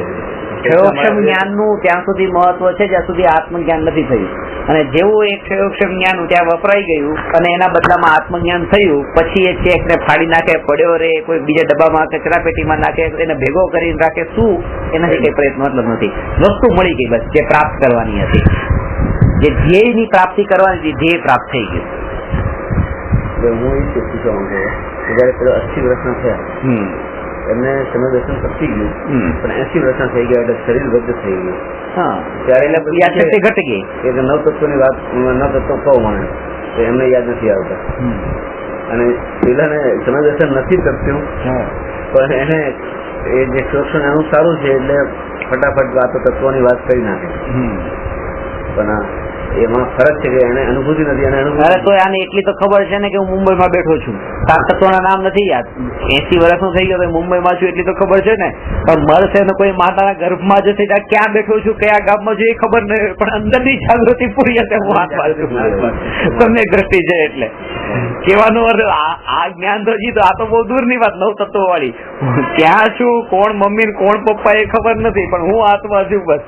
એટલે અહીંયા આપણે આ ઘટિત કરીએ કે એને યાદ છે તો એ મતીને સ્પૃશના આધારે છે, અને એને યાદ નથી એના શરીરને, એટલે આ શરીરને એ પણ મતિશ્રુત, હા, એ ઉગાડની મુખ્ય મતિશ્રુત બંને રીતે છે કે એક તો આત્મજ્ઞાન જે છે એ પણ મતિશ્રુત જ્ઞાન છે, અને પરપદાર્થોનું જે વધતું ઘટતું જ્ઞાન છે એ પણ મતિશ્રુત જ્ઞાન છે. જયારે આ તો ઇન્દ્રિયના નિમિત્તની જરૂર મતિશ્રુતમાં ત્યારે છે જયારે પરને જાણે છે, પછી સ્વને જાણે ત્યારે ઇન્દ્રિય મનની જરૂર નથી. એ મતિ જ્ઞાન શ્રુત જ્ઞાન જ કહેવાય. 5 જ્ઞાનમાંથી 3 જ્ઞાન એવા છે કે જેના બળ પર સમ્યક દર્શન થાય છે, એટલે એના બળ ઉપર જ તે પોતાને અનુભવે છે.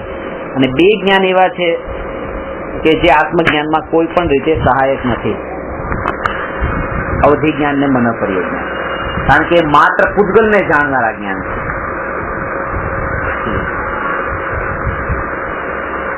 અને મતિશ્રુત જ્ઞાન છદ્મસ્ત દશામાં એટલે કે 4 થી 12 ગુણસ્થાનમાં, છદ્મસ્ત દશા તો 1 થી 12 છે, પણ 4 થી 12 ગુણસ્થાનમાં છદ્મસ્ત દશામાં સમ્યક દ્રષ્ટિ છે એટલા માટેની વાત કરું છું.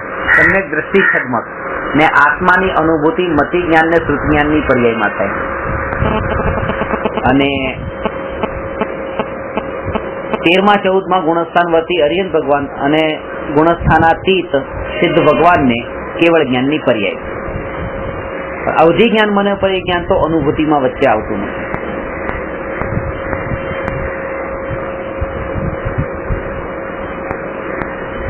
શ્રુત જ્ઞાન જે છે એ શ્રુત જ્ઞાનને બીજનો ચંદ્રમા કીધો છે અને કેવળ જ્ઞાનને પૂનમ કીધી છે. બીજ થયે પૂનમ બીજ થઈ એટલે પૂનમ થયે છૂટકો, એવું કાંજી સ્વામી કહેતા. શ્રુત જ્ઞાન જેને પ્રગટ થયું એને કેવળ જ્ઞાન થવાનું. એક શ્રુત જ્ઞાનની બીજ એ કેવળ જ્ઞાનને બોલાવે કે આવો કેવળ જ્ઞાન થઈ ગઈ. મતિ જ્ઞાન શ્રુત જ્ઞાન 5 જ્ઞાન લીધા કે જે મતિ જ્ઞાનથી જે પદાર્થને જાણ્યો હોય એના સંબંધમાં ડિટેલમાં જ્ઞાન એ શ્રુત જ્ઞાન. કાનેથી સાંભળેલું નામનું શ્રુત જ્ઞાન એમ નહીં.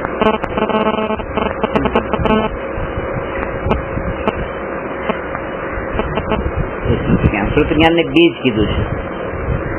બીજ રોપે તો એનું ફળ છેલ્લે મળે, એ જે આ શ્રુત જ્ઞાન થી શરૂઆત થઈ.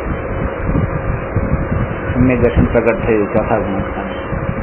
શ્રુત કોને કહેવાય?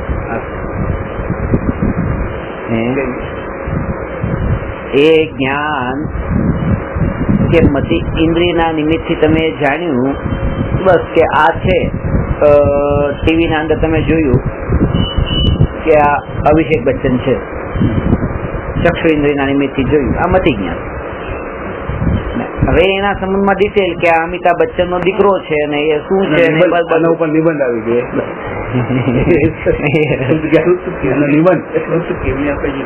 એ તો પછી બહુ અલગ. એ શુદ્ધ કેમ લાગે? ત્યાં શ્રુત એ અલગ લાગે છે, એ અલગ જ છે. શ્રુત કેવળી, શ્રુત કેવળી એટલે શું?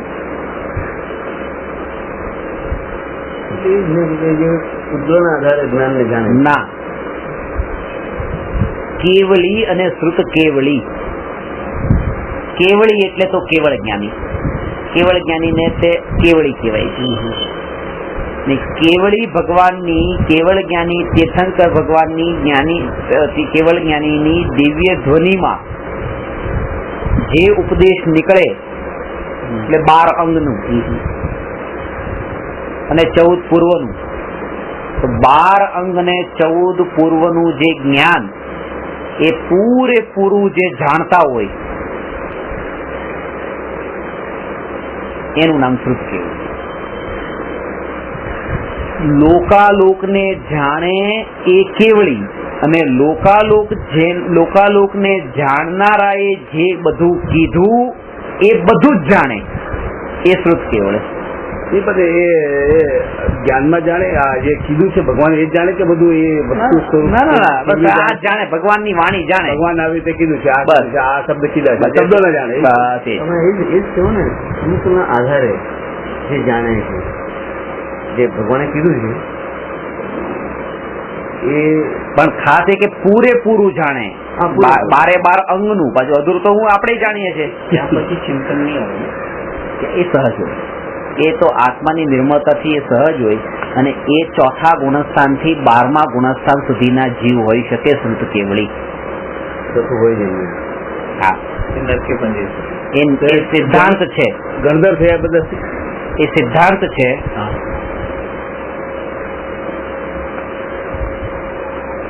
દરેક આત્મજ્ઞાની શ્રુત કેવળી હોતા નથી. સમ્યક દ્રષ્ટિ હોતા, દરેક આત્મજ્ઞાની, દરેક સમ્યક દ્રષ્ટિ શ્રુત કેવળી હોતા નથી. પણ દરેક શ્રુત કેવળી નિયમથી સમ્યક દ્રષ્ટિ હોય છે. જે આત્માને જાણે એ 12 અંગને જાણે એ જરૂરી નથી, પણ 12 અંગને જાણનાર જીવ એ આત્માને જાણતા છે. કારણ કે અજ્ઞાન દશામાં, મિથ્યાત્વની દશામાં એ કહેવાય છે કે દ્રવ્યલિંગી મુનિ મિથ્યા દ્રષ્ટિ કેટલું જ્ઞાન પ્રાપ્ત કરી લે છે? 11 અંગ અને 9 પૂર્વનું જ્ઞાન પામીને પણ સંસાર પરિભ્રમણ કરે છે. તો એમ કીધું ને 11 અંગ એટલે મિથ્યા દ્રષ્ટિને 11 અંગ અને 9 પૂર્વનું જ્ઞાન થઈ શકે. 12 અંગને 14 12 અંગ અને 14 પૂર્વનું જ્ઞાન જેને થાય છે એ સમ્યક દ્રષ્ટિ. એટલે એ સમ્યક દ્રષ્ટિ જ હોય છે અને એ શ્રુત કેવળી કહેવાય છે. શ્રુત કેવળી કોઈ પણ હોય. આપણે ખાલી શ્રુત કેવળીનો અર્થ ખાલી એમ નહીં લેવાનો કે મનુષ્ય ગતિ ના જોઈએ. દેવ ગતિના દેવ પણ હોય છે. ચોથા ગુણસ્થાનમાં, ચોથા ગુણસ્થાન વર્તી તો કોઈ પણ હોય. એ તો જ્ઞાન સાથે સંબંધ છે. ત્યાં આચરણની ને મુનિવ્રતની ને એ રીતે કોઈ વાત જ નથી. ત્યાં અણુવ્રત મહાવ્રતની વાત જ નથી. ભગવાનની દિવ્ય ધ્વનિમાં જે વાત આવી એ 12 અંગને પૂરું જાણે એ શું કેવું.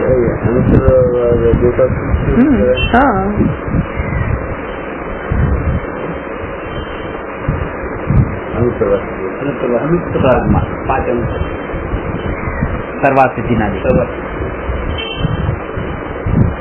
ત્યાંય તે એ પૂરેપૂરું જાણ્યું છે, પણ પોતાને જાણે છે એટલા માટે આ બધું જાણ્યું એ પણ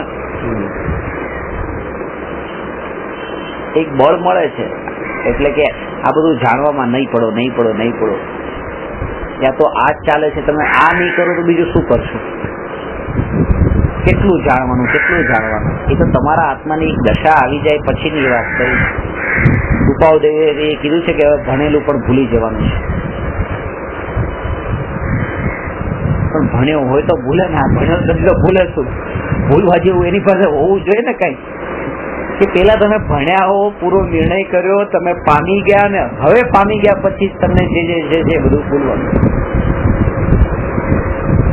ભણેલું ભૂલવાનું તો જ્ઞાનીઓએ જે અન્ય મતનું નિરાકરણ આપણા જૈન ગ્રંથોમાં આચાર્યોએ કર્યું છે, ત્યાં સાંખ્ય મતની આ મીમાંસક, યોગ, વૈશેષિક, બૌદ્ધ બધા દર્શનોનું બધું ખુલાસા કરીને લખ્યું છે. પાના લખ્યા છે.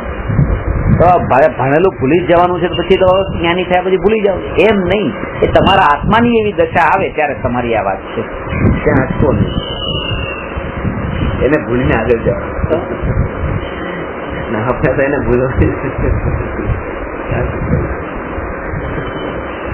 ભૂલવાનો અર્થ બીજો થાય.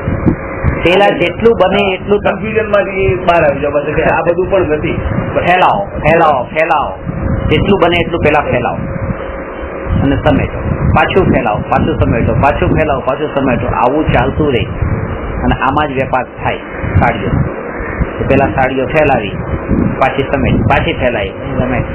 અરે પેલા જરાક કે છે નથી લેવી. ના તમે જોવાના પૈસા નથી. 10-15 પાછી ફેલાવી દીધી, પાછી વાળી, પાછી ફેલાવી.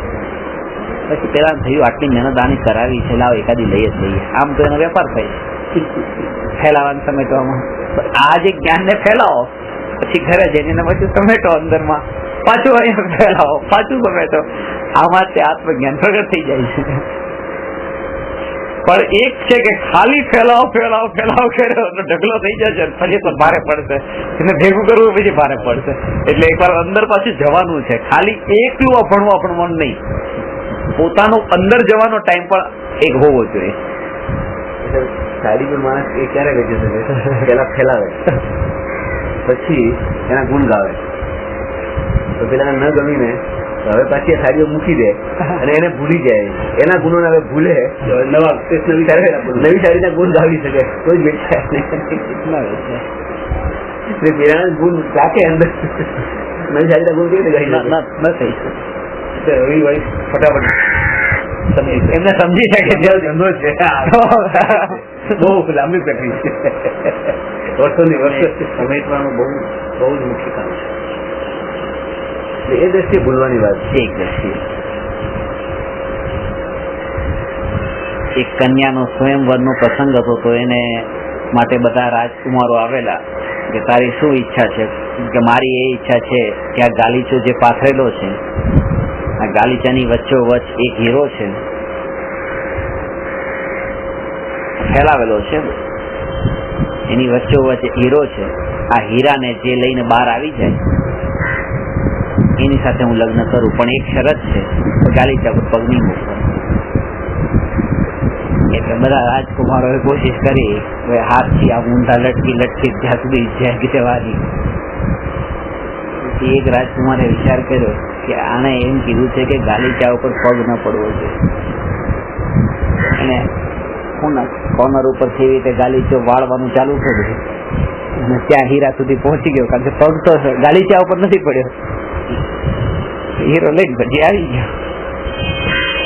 કેવા હોય કે પેલા ફેલાવ્યો છે, પછી એને સમેટવાનો પણ છે, અને સમેટે તો એને આ હીરો મળે. ખાલી ફેલાવી રાખીને એમાં જ તમારો ઊંધો લટકે એને હીરો ન મળે. અને પછી ફેલાઈ જાય છે. પછી તો એક હીરો મળી ગયો, આત્મજ્ઞાન થયું એટલે પછી કેવળ જ્ઞાન પણ થાય છે.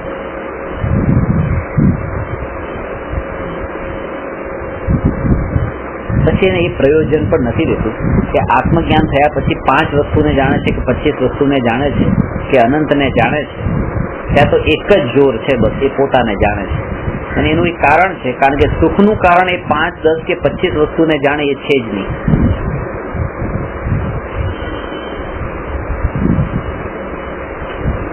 સુખનું કારણ નથી. ઉલટું એટલું છે કે આત્મજ્ઞાન વગર વધારે જાણે એ વધારે દુઃખી થાય છે.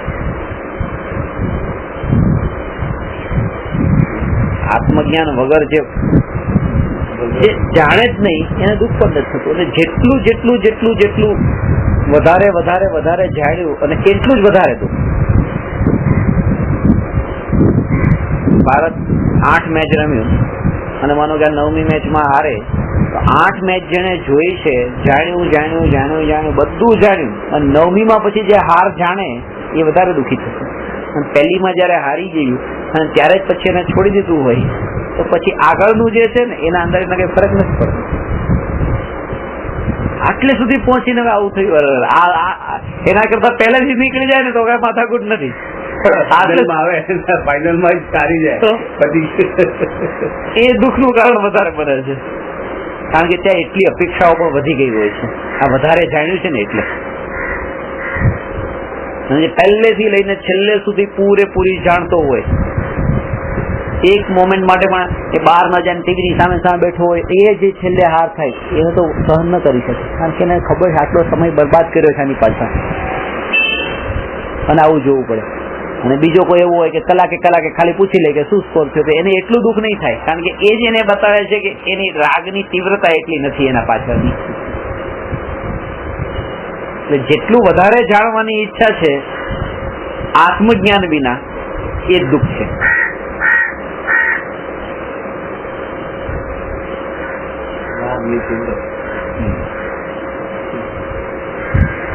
વગર તો આટલું બધું છે એના વગર હું રહી ગયો એમ દુઃખ થાય છે. આત્મજ્ઞાન પછી આટલા વગર હું રહી શકું છું એમ દુઃખ થાય. આ અજ્ઞાનતા છે. કેવળ જ્ઞાનના અંદર તો ગઈકાલે પણ એક ઘટના ગઈકાલની રાતની પૂરી ખબર હતી. અને આ અજ્ઞાનતા એવી છે કે આ નવું જ્ઞાન થાય છે, એમાં જ આ જીવ ઇન્દ્રિય સુખ માની લે છે. પણ એ કેવળી પર શ્રદ્ધા રાખે કે ભાઈ એ બધું આમાં કઈ નવીનતા શું છે, આ તો બધું આમ જ છે, આમાં કઈ નવીનતા નથી. આ ક્રમબદ્ધ પર્યાય જેને જાણી હોય એને આમાં કઈ નવીનતા જેવું લાગતું નથી.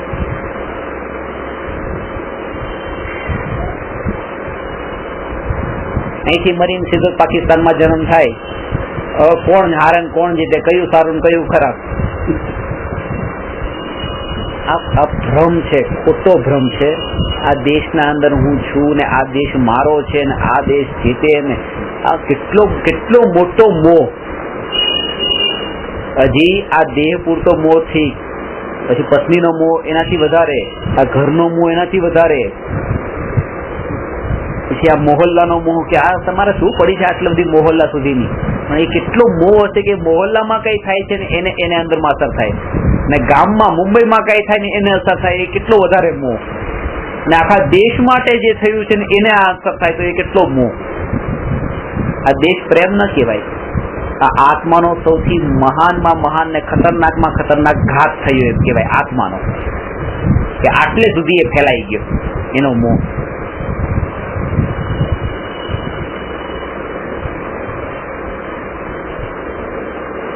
એવું નથી કે દેશમાં રહે તો દેશ પ્રેમ તો હોવો જોઈએ ને આટલો વ્યવહાર હોવો જોઈએ.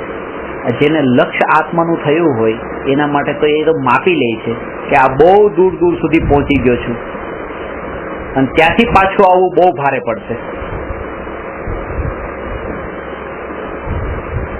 જેટલું વધારે ફેલાવ્યું છે એમાંથી બહાર નીકળવું એ વધારે ભારે પડશે.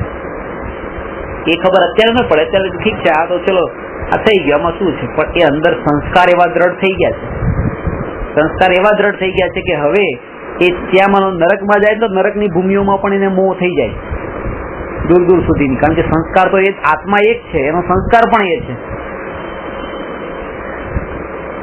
આ એને ભારતનો મોહ નથી, એને અંદરમાં મોહ એનો છે કે જ્યાં એ રે ત્યાં સુધી દૂર દૂર સુધીનો મોહ. ભારત નામની વસ્તુ જ નથી, એ આત્માની સ્થિતિ એવી છે કે દૂર દૂર સુધીનો મોહ. પછી એ મરીને અમેરિકામાં જન્મે તો ત્યાં આવો મોહ કરશે, એને ભારત પ્રત્યે કઈ નથી.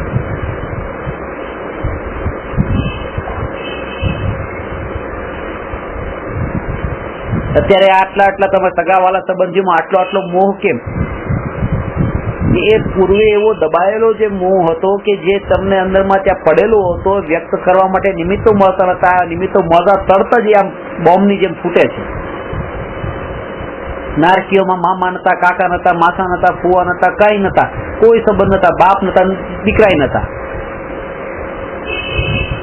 અને અંદરમાં જે વૃત્તિઓ મોહની એ પૂરેપૂરી પડેલી હતી. જેવો અહીંયા જન્મ થયો બધી વૃત્તિ ફૂટે છે,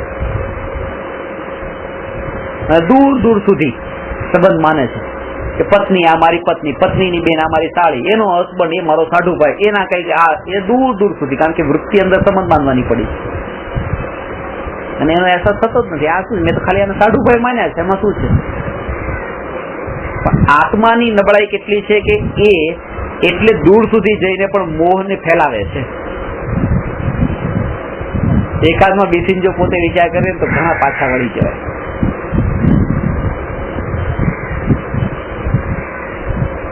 એક વાર તો જયારે સંન્યાસી નજીક જાય છે ત્યારે એનો રાગ આટલો જ વિસ્તૃત થાય છે, આજે ફેલાવાની વાત થઈ. પછી જેવું સંન્યાસ થાય છે ત્યારે પાછો સમેટાઈને આવી જાય છે. પણ પેલા તો ફેલાય છે એકદમ રાગ રાગ રાગ. પેલા ઘરની ઉપર રાગ, પછી દેશની ઉપર રાગ, પછી સંસારની ઉપર રાગ. એ તો એ બધી નબળાઈઓ હતી અને નબળાઈઓને આપણે આદર્શ માની લઈએ તો એ આપણી ભૂલ છે. ક્યારે પણ જ્ઞાનીઓથી જે ન થઈ શક્યું એ કરવું જોઈએ એવું નથી કીધું, આવું થાય જ એવું નથી કીધું. આ બધી નબળાઈઓ કે ચક્રવર્તી આટલા બધા ભોગ ભોગવ્યા અને આટલા આટલા સુધી બધું ફેલાવ્યું, આટલો રાગ ફેલાવ્યો, પણ એ બધી નબળાઈઓ હતી, એ આપણા માટે આદર્શ નથી. અને એક બળ, એક જાગૃતિ હતી એમની સાથે. અહીંયા તો એની સાથે જાગૃતિ ક્યાં છે? પોતે પૂરેપૂરો ભળી જાય છે અંદર.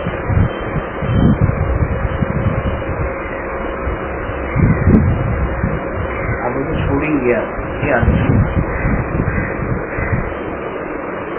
એકેન્દ્રી વગેરેને એટલું જ્ઞાનનો ઉઘાડ નથી તો એટલું બધું મોહ પણ કરતા નથી. જેટલું જ્ઞાન થાય છે એટલા વિષયોમાં જેનો મોહ છે. અહીંયા જ્ઞાન જે વધ્યું, આ સમજણ છે એને. પશુઓને આવા સંબંધો હોતા નથી, મામાના, કાકાના, માતાના, માસીના એ બધા સંબંધો નથી હોતા. તો જ્ઞાન નથી એટલું કે આ બધા સંબંધો બાંધે. અહીંયા જ્ઞાન છે તો એ જ્ઞાનથી તો જે આ દેહનો સંબંધ જે છે એ પણ તોડવાનો હતો શ્રદ્ધામાં, જ્ઞાનમાં. અને અહીંયા એને ઉલટું એનું પરિણમન કર્યું. એટલે આ તો બધું મિથ્યા ગયા. એ વખતે જાગૃતિ નથી કેટલા કર્મ હું બાંધી નાખું છું.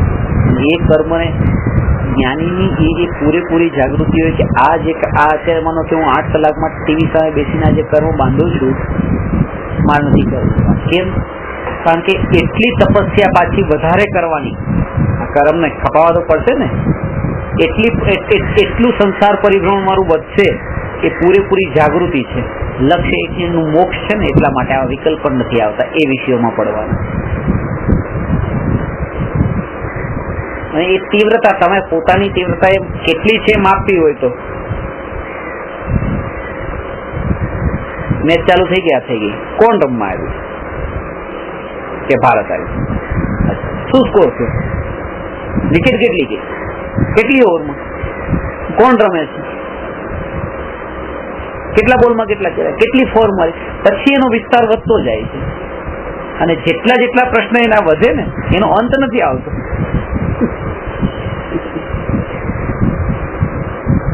અને પહેલા તમને પણ કોઈ પૂછે તો સ્કોર નથી ખબર, કારણ કે તમારે તૈયારીમાં રહેવાનું કે જો તમે પહેલો સ્કોર બતાવ્યો તો બીજો પછી કોણનો ને કેટલો ને બધું પૂછવાનું છે. એટલે પહેલામાં સ્ટોપ કરી દો. તમારા નિમિત્તથી કોઈને વધે આગળ. કારણ કે તમે એમ નહીં માનો કે તમે સ્કોર બતાવ્યો તો શાંતિ થઈ જવાની છે, એ વધવાની છે. એ તો ઈચ્છાનું સ્વરૂપ. 5 મિનિટ પછી એ થશે કે હવે છે કે નહીં આવું થઈ ગયું કે 4 માર્યો કે 6 માર્યો કે કેટલા રન કર્યા, હવે સદી કરી કે નહીં કરી, એ બધું.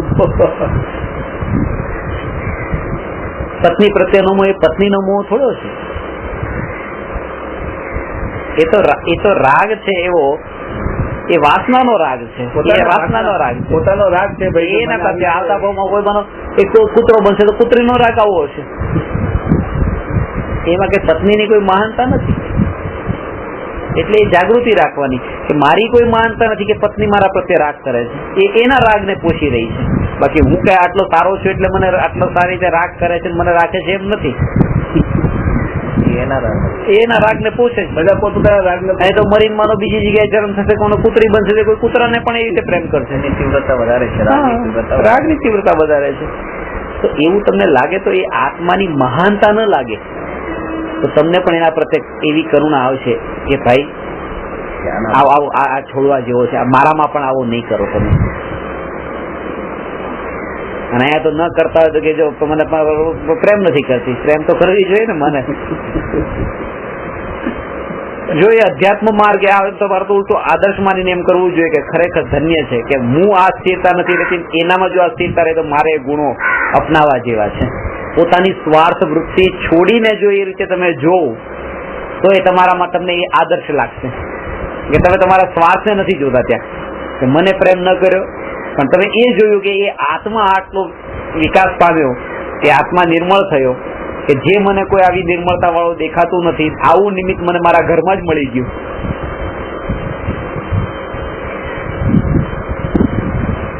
એ કોણ કરી શકે જેને પૂરી સુખ વૃત્તિ સુખ બુદ્ધિ છૂટી ગઈ હોય એમાંથી.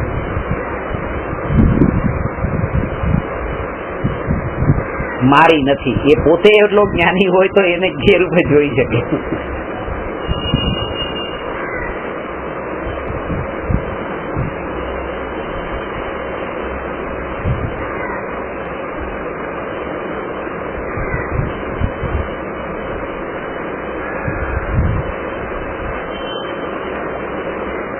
અને જેમ જેમ સમય વીતતો જાય છે એમ કષાયોની તારતમ્યતા પણ, એ તીવ્રતા પણ પછી એટલી ઘટતી જાય છે.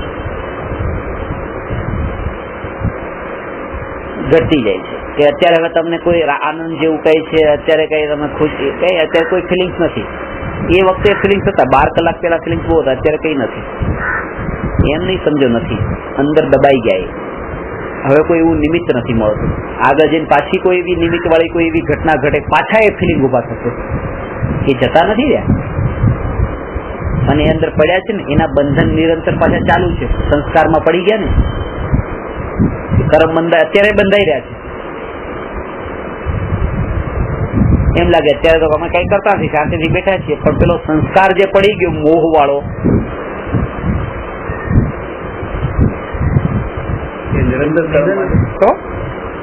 નિરંતર પછી એની અશુદ્ધતા, એ મિથ્યાત્વનો બંધ તો નિરંતર એનો પડી જ રહ્યો છે કે આમાં સુખ છે. અને સુખ બુદ્ધિ નો એ વિચાર ગયા, સુખ બુદ્ધિ એને એ વિચાર પણ નથી આવતો. ત્યારે તમને ખબર છે, તમે જૈન છો કે અમે જૈન છીએ, ચલો જમી લો કે ના રાતના નથી જમતા, પાણી પણ નથી પીતા.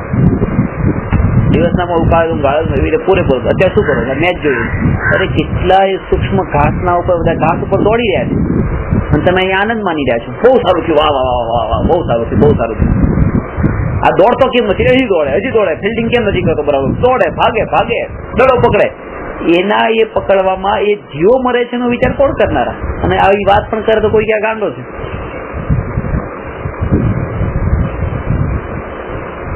આપણે હવે જે પોતે પોતાને જૈન બતાવતો, આ જૈનના લક્ષણ જ નથી કે આ ઘાસ ઉપર તો આટલા જીવ મરે જ છે અને મરે છે ને જોવે તો કે ના અમે તો એના આનંદ ને જોઈએ છે, અમે તો બીજી કળાઓ જોઈએ છે, અમે એ ઘાસને નથી જોતા. પણ એ પાપ તો બલ્લક લાગી જ રહ્યું છે. એ ત્યાં છે ને, પાછું એ પણ ત્યાં છે, એ ઘટના ઘટી રહી છે. તેના જેવું છે, પાવભાજી ની ઉપર બટર નાખ્યું પછી તમે બટર ને સાઈડ માં કરી નાખો, ભાજી ખાઓ. ના અમે તો બટર ખાધું જ નથી, બટર સાઈડ માં કરી નાખ્યું, તો અડધું ઓગળી ગયું અંદર.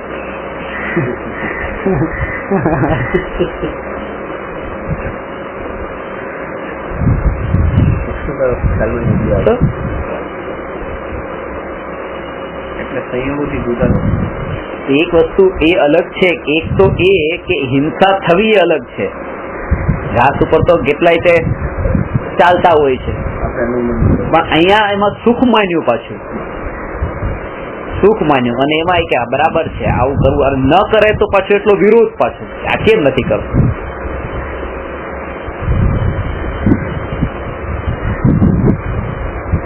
એટલે જ આ કર્મ આટલા બધા લાંબા બંધાય છે. તો આ ચક્ર વિચક્ર એવી રીતે ઘાસનો ખ્યાલ નહીં આવે.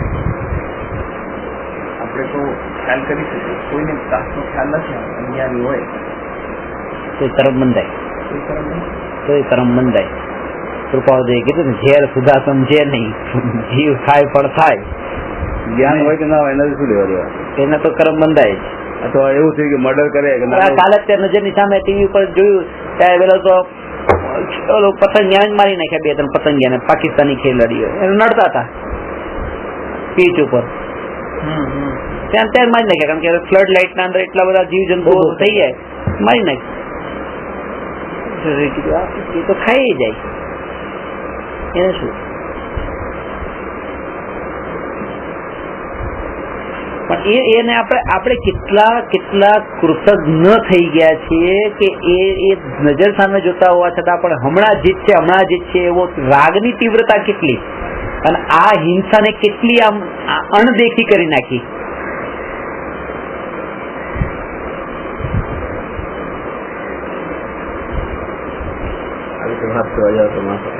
એટલે જ ને, એટલે આ બધા સામે ન કરાય. પણ જેને ખરેખર એમ લાગે કે આ જીવ કઈ કરી શકે છે, તો આ તો એક આ દ્રષ્ટાંત છે, આ તો આ ઘટના ઘટી એનું. પણ આવી રીતે બધી ઘટનામાં લેવાનું. આ ખાલી ક્રિકેટની માટે નહીં, પછી એવી રીતે આ ભારત પાકિસ્તાનની મેચ ચાલતી હોય એમાં પણ, અરે આ બનો કે શાંતિ વાર્તા ચાલતી હોય ને એના અંદર બધું અમેરિકા સાથે બણું બોમ્બ બનાવવાની વાત ચાલતી હોય તો એમાં પણ બધામાં આ વાત લેવાની. અત્યારે વિશ્વના અંદર દર 1 કલાકે 50 કરોડ રૂપિયા ખર્ચાય છે અણુબોમ્બ બનાવવા માટે, આખી દુનિયાનો હિસાબ. દિવસના નહીં, દર કલાકના 50 કરોડ, દર 2 કલાકે 1 અબજ રૂપિયા ખર્ચાય છે. અને બીજી બાજુ સ્થિતિ એ છે કે 3 વ્યક્તિમાં 2 વ્યક્તિને ખાવા માટે નથી મળતું આ દુનિયામાં. દર 3 2 ને ખાવા માટે નથી મળતું. દર 3 માં 2 ની પાસે પહેરવા માટે કપડા નથી. બીજી બાજુ આ એ દર કલાકે 50 કરોડ આમાં ખર્ચાય છે. આના ઉપરથી આ મનુષ્યની વિકૃતિ સમજી શકાય ત્યાં શું થઈ ગયું છે. આ કળિયુગ. આ વાત એને ન સમજાય. આ વાત એવા જીવને સમજાય કે જેને ખરેખર હવે આમ નિકટ કાળમાં એનું પામવાનો હોય, એને આ વિચાર આવે. મૂવી જોતા હો તમે, કોઈ માંસાહારીના, દારૂડિયાના અને વેશ્યાગમન કરવા વાળાના વખાણ કરો, એ યોગ્ય છે કે ના? અમે તો કરતા જ નથી. શાહરૂખ ખાન છે એના વખાણ નથી કરતા, જો કેટલું સરસ, કેટલું સરસ. વખાણ પણ કેમ થાય? તમે ઘરમાં ભગવાનનો ફોટો લગાડ્યો અને સચિન તેંડુલકરનો લગાડ્યો, જે ગમે એવા સી ફૂડ ને બધું ખાઈ જાય, રાત વગર તો વખાણ હોય જ નહીં. તો વખાણ હોય. એવા માતારી એક્ટરના ફોટા ઘરમાં લગાડ્યા, ભગવાનના ફોટા લગાડ્યા નથી. તો એ બધી ખબર પડે. ઘરનું વાતાવરણ પણ તમારું એવું હોવું જોઈએ. તમે ફોટા લગાડો, તમારા ઘરના અંદર વસ્તુઓ તો એવી પડેલી હોવી જોઈએ કે એને જોતા જ બાળકમાં એવા સંસ્કાર આવે, એને બીજા પ્રકારના વિચાર જ ન આવે.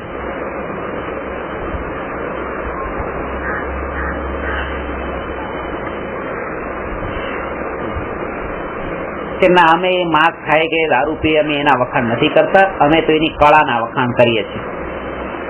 એ કળાના જે વખાણ કરો છો, કળા પણ રાગ છે, રાગનું પોષણ કરવા વાળી છે. એમાં ફરક કરો. અને ઇન્ટેન્શન તો એનો એ જ છે ને. ફરક ખરો, બચી જવું હોય તો કે જોઈએ લેવું છે. બાકી અંદરમાં તો એ રાગની એની તીવ્રતા જે છે ને એના ઉપર જ મેઇન છે. જોવામાં વાંધો નથી. આમ એનાથી આપણે દ્વેષ કરતા હોઈએ, હા. નહીં આમ બધું ખાય છે માંસાહારી એમ પણ એને આ ઠીક છે કે આ એને કામ કર્યું, એ આમાં ફરક પડતો. એ જે કામ કર્યું છે એનું લક્ષ્ય શું હતું? તમારામાં રાગ ઉત્પન્ન થાય, તમને ગમે. તો જેની કળાનું ધ્યેય તે રાગ ઉત્પન્ન કરાવવાનું હોય, ભગવાનના વચનોનું, એ તમને રાગ થાય એના માટે નહીં, વિતરાગ દશા પ્રગટ થાય એના માટે આ કાસુરો છે. આત્મજ્ઞાન તો પ્રશસ્ત રાગ પણ ખોટો છે. એ તો અપ્રશસ્ત જ થઈ ગયો. આ તો અપ્રશસ્ત થઈ ગયો. ફિલ્મના અંદર એ કળા તો એ તો અપ્રશસ્ત રાગ થઈ ગયો.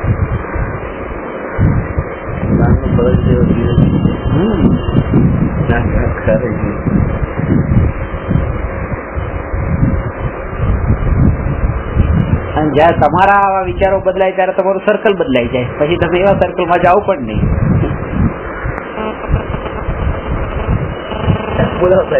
હા, શું કરશે? આવું જ કઈ કરશે. દિમાગ કરશે. આપણે છાપ આવી છોડી જોઈએ બધી જગ્યા, એટલે એ બધું થોડું થોડું છૂટતું જાય. એના માટે તૈયારી જોઈએ તમારે બહાર ભેળવાની તૈયારી જોઈએ. સમાજના સાથે બહાર ભેળવાની તૈયારી તમારી જોઈએ. હવે ઘણી વાર થાય છે લગ્નમાં જઈએ ને, ઘણા જણ કહે છે કે તમે આમ પછી લગ્નમાં જઈએ એટલે 1 કલાક સુધી બેસી રહેવું પડે. 1 થી 1.5 કલાક લોકોને ખાવા માંગે. ત્યારે તમે શું કરો? બેસી રહેવું પડે ને. બધા ખાવા જમવા ગયા હોય, બાજુમાં કોણ બેસે? તમારે એક છોકરો લઈને એક બાજુ બેસી જવું પડે. બધાને રસ હોય છે, એ રસ તમારી પાસે નથી, એ વાર્તા નથી, એ સબ્જેક્ટ નથી. શું કરો? અરે હું તો ઘણી વાર કહું છું કે આ તકલીફ લોકોની છે, મારી તકલીફ થોડી. એમને એમ છે કે આ શું કરતા હશે મારી પીડા એમની મારી પીડા તો એમની આપણે તો નથી જઈએ સાઈડમાં બધા જમવા ગયા. શું કરે? જવું બી પડે તમારે, ન જાવ ત્યાં જઈને પાછી ખરી વાત. એટલે ભારે કામ છે. એના માટે પેલા પૂરું તૈયારી હોય તો આગળ ચાલો. પૂરું તૈયારી તો હમણાં આપણે વિચાર નથી કરતા, નહીં કરી શકીએ. પૂરું તૈયારીની દ્રઢતા પણ એ સહજ આવશે. અત્યારે તમે તમારા લેવલથી શરૂઆત કરી દો. બસ આટલી આગળની તૈયારી તો આપણે વિચારવા છીએ, આપણે પગલું નહીં કરી શકીએ. કાંટા આવવાના છે એ સમજીને ચાલો.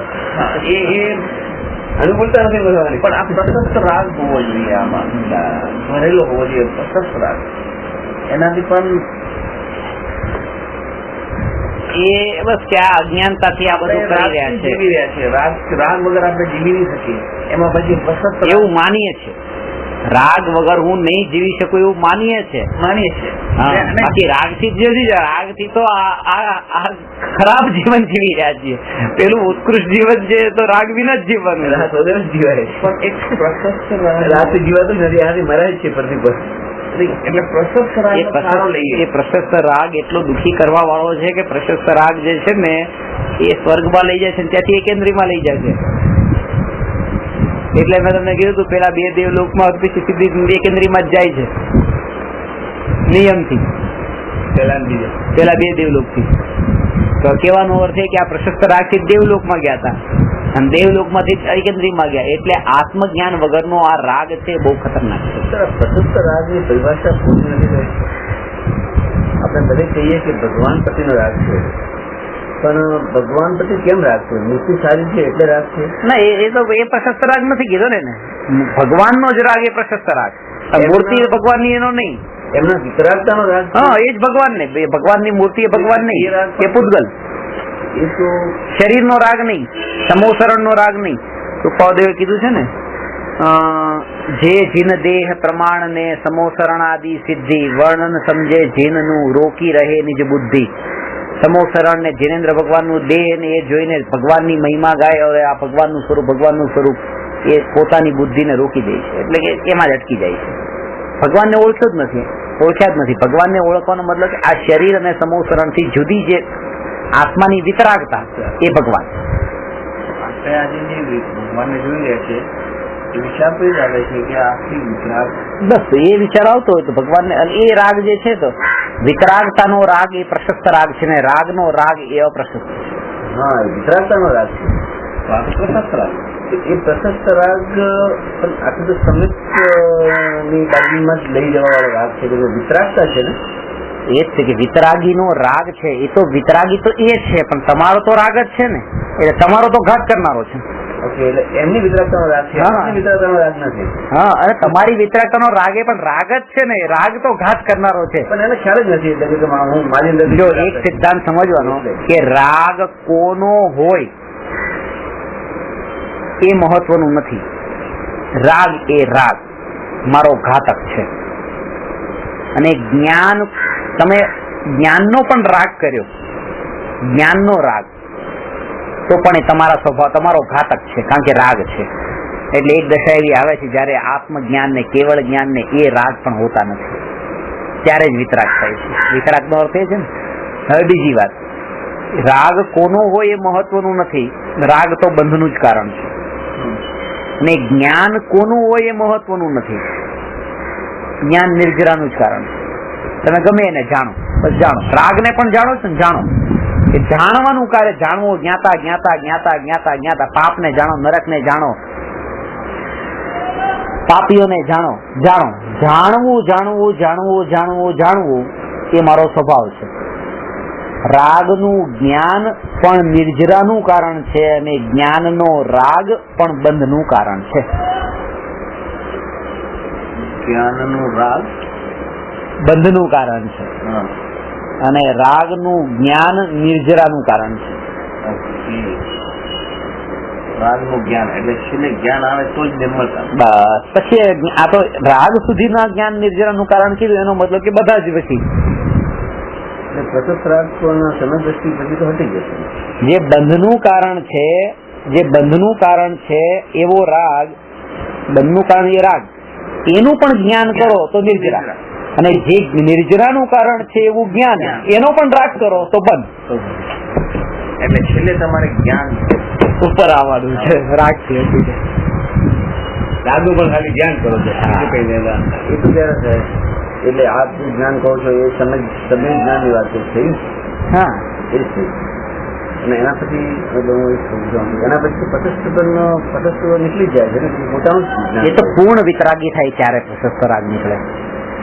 પૂર્ણ વિતરાગી પછી મુનિઓને પણ પ્રશસ્ત રાગ તો હોય છે. તમે જ્ઞાનીને બી પ્રશસ્ત રાગ અરે સાધુઓને પણ હોય. મુનિનો છઠ્ઠા સાતમા ગુણ શાસ્ત્ર કયા રાગથી લખ્યા? પ્રશસ્ત રાગથી તો લખ્યા. શુભ રાગથી તો લખ્યા. શુભ રાગ એટલે પ્રશસ્ત રાગ. એટલે જ કહું છું, આપણે આટલા રાગી છીએ ને એટલે પ્રશસ્ત રાગનો પેલા ભગવાનને નથી હોતો.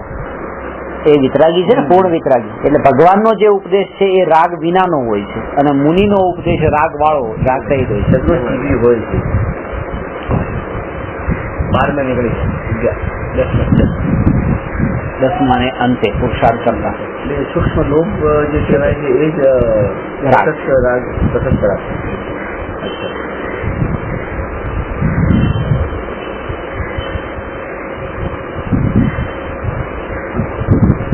રાગનું જ્ઞાન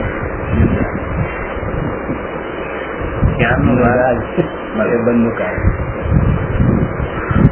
એ વાક્યમાં કેટલો વેરી સિમ્પલ સિમ્પલ છે. સમજવામાં એકદમ સરસ. આનો ડિટેલમાં ખુલાસો હમણાં મળશે. હમણાં જે લખું છું ને જ્ઞાન થી ન્યાયક તક, એ જ્ઞાનથી જ ન્યાયક સુધી પહોંચવાનું છે. તો એ જ્ઞાન શું છે કે આ બધું જ જ્ઞાન એ ન્યાયક સુધી લઈ જાય છે. કોઈ પણ જ્ઞાન હોય છે, જ્ઞાનમાં ભેદ નથી. એને કોને જાણ્યું, આ ભાઈને જાણે, આ ભાઈને જાણે, આ ભાઈને જાણે, મતલબ નથી. જાણ્યા, જાણવાનું જાણવાનું જાણવાનું એનું કામ થયું. રાગનો ટચ એમાં હવે પછી પરને જાણ્યું છે તો એટલા માટે એ જ્ઞાન જે છે એટલું છે કે સ્વને જાણ્યા વગર પરને જાણવા ગયું, આ એનો અપરાધ, એટલો અપરાધ. ઓકે, તો એ નિર્જરા નહીં થાય. બસ સ્વને એટલે છે ને અનાદિક પરને જાણે જાણે જાણે તો નિર્જરા થશે, પણ આ તો રાગ પાછો કરતો જાય છે ને થશે. જાણવાની સાથે રાગે કરે છે એટલે નિર્જરાનું કારણ નથી થતું. જાણવાની સાથે એકલું જાણવું, પાછું જાણવું હોય તો નથી ને, એ જાણવું નથી. નિર્જરાનું કારણ એટલું જાણવું. એકલું જાણવું નિર્જરાનું કારણ. હા. ગ્રહણ કરે છે બધા. અહીંથી તો તમારા જ્ઞાન માંથી તો જ્ઞાન પર્યાય જે નીકળીને પરમાં ગઈ, પછી પરમાત્મામાં ગઈ કે પછી ટેબલ ખુરશીમાં ગઈ, એ તમારા જ્ઞાનની પર્યાય તો વેડફાઈ ગઈ, તમારામાં ન ગઈ. તમારા ખિસ્સામાંથી એ 10 રૂપિયા ભિખારીની પાસે જાય કે મંદિરમાં જાય કે રસ્તા ઉપર પડી જાય કે તમે બીજા ઘરના કામ માટે તો વાપરી નાખો, પણ તમારા ખિસ્સામાંથી તો ગયા. તો કે ક્યાં ગયા એ નહીં, પણ અહીંયાથી તો માઇનસ થઈ ગયા. તો એવી રીતે કે પોતાની પર્યાય છે, કયા વિષયને જાણે છે એ બે છે કે આને જાણે આને જાણે, પણ પોતાને ન જાણી, બસ આટલું તો એ નુકસાન ગયું. પોતાનામાંથી તો ગઈ, પરમાં ગઈ, વેડફાઈ ગઈ.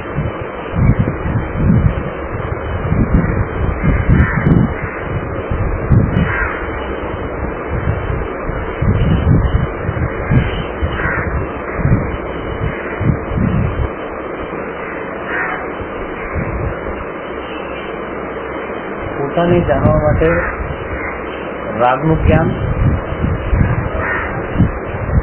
આ પોતાને જાણવું એવું કહેવાય.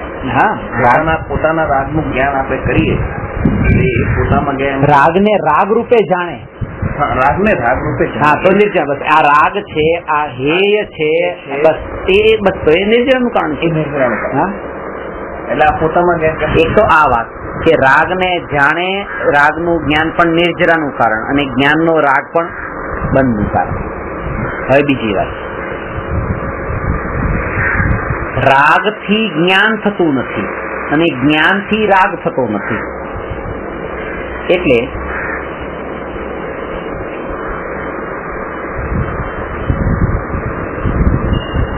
એક સ્ત્રીનું અર્ધનગ્ન ચિત્ર એવી રીતે સામે છે અને તમે જોયું તો જ્ઞાન થયું તો રાગ થયો, એમ નથી. જ્ઞાનથી ક્યારેય રાગ થતો નથી. જ્ઞાન થયું ને, જ્ઞાનથી તો જ્ઞાન જ થાય છે, રાગ નથી થતો. રાગથી રાગ, જ્ઞાનથી રાગ થતો હોય તો કેવળી ભગવાનને લોકાલોકનું જ્ઞાન થાય છે, રાગ કેમ નથી થતું? એટલે જ્ઞાન રાગનું કારણ નથી. પહેલી વાત, જ્ઞાનથી રાગ નથી થતો. બીજી વાત, રાગથી જ્ઞાન નથી થતું કે હું એટલો રાગ કરું, આખા જગતને જાણું, આખા જગતને જાણવાનો રાગ કરું, પણ કેવળ જ્ઞાન નથી થતું. એ રાગ છૂટે તો કેવળ જ્ઞાન થાય છે. એટલે રાગ કરવાથી જ્ઞાન થતું નથી અને જ્ઞાનથી રાગ થતો નથી. બંને સ્વતંત્ર, બહુ સૂક્ષ્મ ને ગૂઢ છે. ત્રીજી વાત, રાગથી રાગ થાય છે અને જ્ઞાનથી જ્ઞાન થાય છે. રાગ એ નબળાઈ ને જ્ઞાન એ પુરુષાર્થ.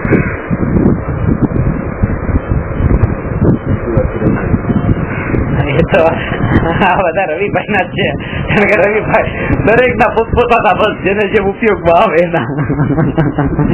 ડેફિનેટલી રાગથી જ રાગ થાય છે. રાગ પડેલો હોય તો જ રાગ.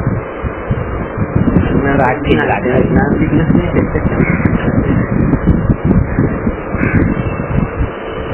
ભગવાન વિતરાગી નથી, વિતરાગ મૂર્તિ આવી છે, મૂર્તિ આવી છે, મૂર્તિ આવી છે, રાગ થઈ જાય છે. રાગ, અરે તમારામાં રાગ પડ્યો છે એટલે તમને રાગ થાય છે.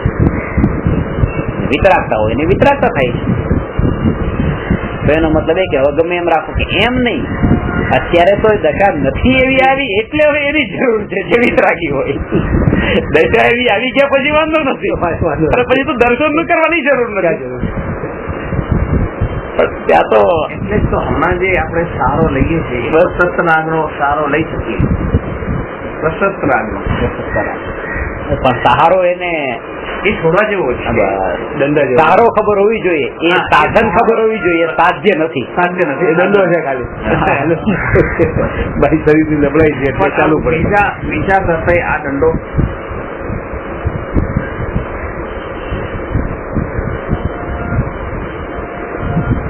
એ પણ પ્રશસ્ત રાગ એટલે વિતરાગતાનો રાગ. એ મારા માટે જ એટલે આમ ખતરનાક છે પાછું. એમ જો બરાબર અમારા જાત્રામાં ગયા હતા ને ગાડીમાં એક ભાઈ એટલે ભ્રમણ સાથે હતા ને એક કામ કરીએ કે ગાડીમાં કઈક આપણે લાકડી વગેરે કઈ સાથે રાખીએ કે એમાં કઈક જાય તો એક દંડો વગેરે કઈ હોવું જોઈએ એમ કે. એટલે મેં એમને કીધું દંડો આપણે રાખીએ, આપણને મારતા આવડતું નથી, ક્યાંક આપણા દંડેથી જ આપણને મારે, એના કરતા નથી રાખવો. એની પાસેથી લઈ આવે મારે. આપણા દંડે જ આપણે માર ખાવી પડે. તો આ રાગ એવો દંડો છે ને આપણે રાખીએ છીએ ને આપણે જ મારે ખાવી પડે છે. એ અજ્ઞાનતા. પ્રશસ્ત રાગ કરી કરીને આપણે એમાં ઉપાધિ માનવા લાગીએ. પણ અમારી દશા એવી છે કે એને જ્ઞાન હોવું જોઈએ, રાગનું પણ જ્ઞાન હોવું જોઈએ. જ્ઞાન જરૂર. રાગનું જ્ઞાન હોવું જોઈએ કે આ રાગ છે.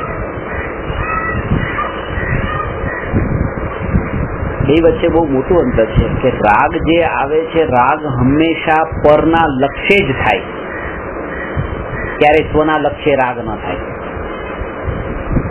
એનું મેઇન કારણ એ પર છે, એટલા માટે રાગ ને પ્રભાવ કીધો છે અને જ્ઞાન ને સ્વભાવ કીધો છે. સ્વના લક્ષ્ય તો જ્ઞાન જ થાય. જ્ઞાન જ થાય ને, જ્ઞાન જ થાય. પાણીમાં જે શીતળતા જે છે એ શીતળતા પરમાંથી નથી, એ તો પાણીના સ્વભાવમાંથી જ આવી છે. હા, એમાં લીલ જે જામી ગઈ છે એ પરથી આવી છે. એટલે વિકાર પરના નિમિત્તથી છે અને જે સ્વભાવરૂપ પરિણમન છે પોતાનાથી, એમાં પર કારણ નથી. પાણીને ઠંડુ કરવું હોય મૂકી દો તો ઓટોમેટિક થઈ જાય, એનાથી કરવાની જરૂર રહેતી નથી. એવી રીતે સ્વભાવ છે આપણો આત્મામાં લીન થવાનું છે. મહાસત્તા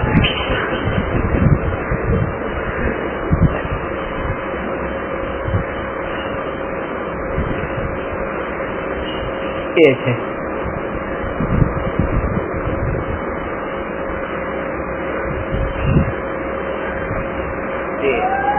રાગ પરના લક્ષ્ય જ થાય છે અને જ્ઞાન સ્વના કારણે થાય છે. આપણી નબળાઈના કારણે રાગ થાય છે, પરના કારણે કેમ કીધું? એને પણ પોતાનું કારણ કેવું જોઈએ.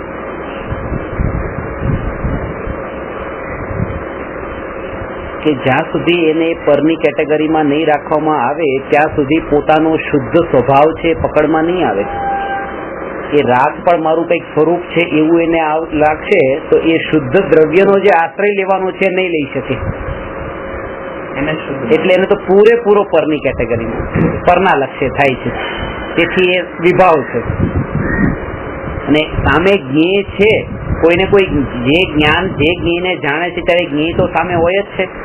એ સમયે જ્ઞાન પર્યાયમાં જ્ઞેય જણાય છે, જ્ઞેય વગરનું તો જ્ઞાન હોતું નથી.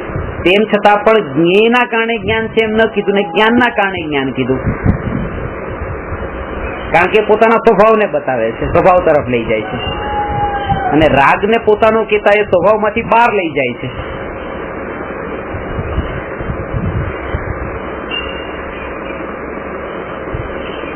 બંનેના પ્રદેશમાં ભેદ છે. જ્ઞાનના પ્રદેશ અહીંયા શરીર છે ને અહીંયા આત્મા છે. એક બાજુ તમે એમ ભણ્યા છો કે બંને વચ્ચે એક ક્ષેત્રાવકાશ સંબંધ છે કે જે ક્ષેત્ર ઉપર આ કપડા જે ક્ષેત્ર ઉપર છે ત્યાં આત્મા નથી. આત્માનું ક્ષેત્ર અને કપડાનું ક્ષેત્ર જુદું. પણ એ તો ભણ્યા કે આ શરીરનું ક્ષેત્ર અને આત્માનું ક્ષેત્ર એક જ છે. પણ અહીંયા હવે અધ્યાત્મમાં રાગનું ક્ષેત્ર ને આત્માનું ક્ષેત્ર એક નથી. જ્ઞાનનું ક્ષેત્ર ને રાગનું ક્ષેત્ર એક નથી, અલગ અલગ છે. આટલી સૂક્ષ્મતા છે. હવે કેમ અલગ અલગ કે આ તો એક જ જગ્યા ઉપર છે કે જ્યાં જ્ઞાન થયું અહીંયા સુઈ વાગી તો અહીંયા તે દુઃખ થયું, અહીંયા રસગુલ્લુનું મૂક્યું અહીંયા જે પ્રદેશ ઉપર જ્ઞાન થયું એ જ પ્રદેશ ઉપર રાગ થયો. એમ નથી, અલગ અલગ પ્રદેશ. જે સમયે જ્ઞાનીને જ્ઞાન સ્વભાવી આત્માનો અનુભવ થાય છે એ સમયે રાગનો અનુભવ નથી થતો. ન્યાયકનો જ અનુભવ થાય છે ને. જો રાગ એ જ પ્રદેશ ઉપર હોત તો રાગનો પણ અનુભવ થવો જોઈએ એ જ્ઞાન સ્વભાવના અનુભવના કાળે. રાગનો અનુભવ નથી થતો એટલે એનો પ્રદેશ અલગ છે. આ જ્ઞાનનો પ્રદેશ જે છે એ રાગનો પ્રદેશ નથી. એક પ્રદેશ હોત તો બે એક સાથે આવી જવા જોઈતા હતા. પણ અનુભવના એક અનુભૂતિની પર્યાયમાં તો એક ન્યાયક જ આવે છે, રાગ નથી આવતો. ત્યારે તો નિર્વિકલ્પ અનુભૂતિ થાય છે, ત્યારે તો અતિન્દ્રિય આનંદ પ્રકટ થાય છે. એ અનુભવ રાગ નો કરે તો પછી અનુભવના અંદર એ અતિન્દ્રિય આનંદ કેવી રીતે પ્રગટે? જયારે રાગ થાય ત્યારે જ્ઞાન, એટલે જયારે જ્ઞાન થતું હોય ત્યારે રાગ નથી થતો. જયારે રાગ થતું હોય ત્યારે તો, અને એ પકડ તો ત્યારે જ ખબર પડે છે, અનુભવ થાય છે ત્યારે, સ્વને જાણે છે ત્યારે જ ખબર પડે છે.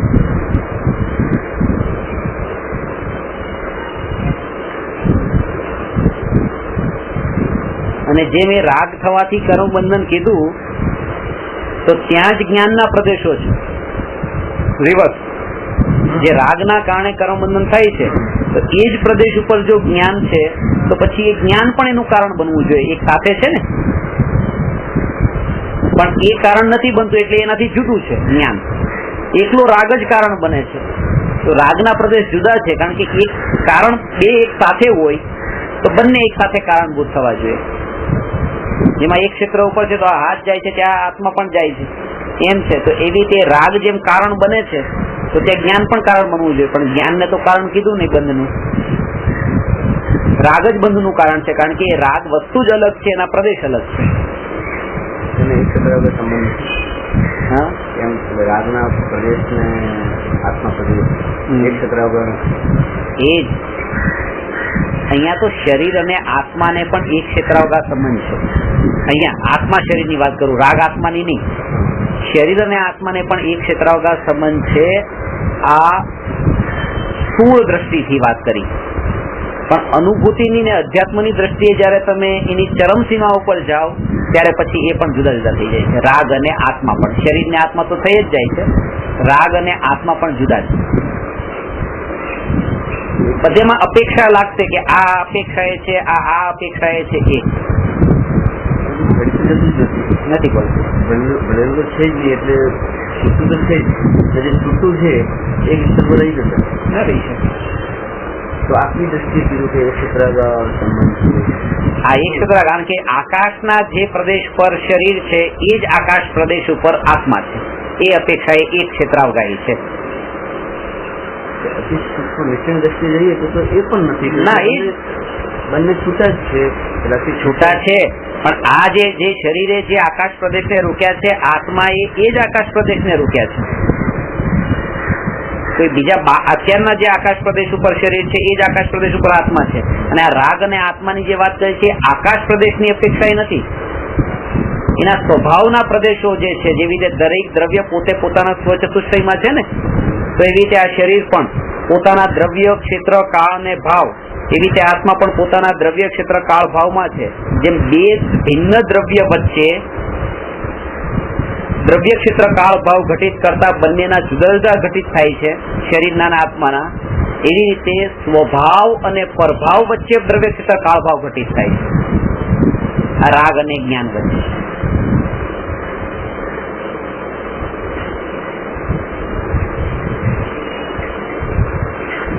ત્યાં તો સ્વદ્રવ્ય, સ્વક્ષેત્ર, સ્વકાળ ને સ્વભાવ એ ચાર નો સમૂહ સ્વચતુષ્ટયની અનુભૂતિ છે. તો ત્યાં રાગ જે છે સ્વચતુષ્ટયની એ સ્વક્ષેત્રની કેટેગરીમાં આવતો હોય તો એ પણ આત્માનું એક અંગ બની જાય. એ ન્યાયકની કેટેગરીમાં આવી જવું જોઈએ, પણ નથી આવતું. સીધી વાત છે, કેવળ જ્ઞાનની પર્યાય જો એ અહીંયા ન આવતી હોય તો રાગની પર્યાય કેવી રીતે આવી શકે ન્યાયકમાં? પર્યાય છે ને.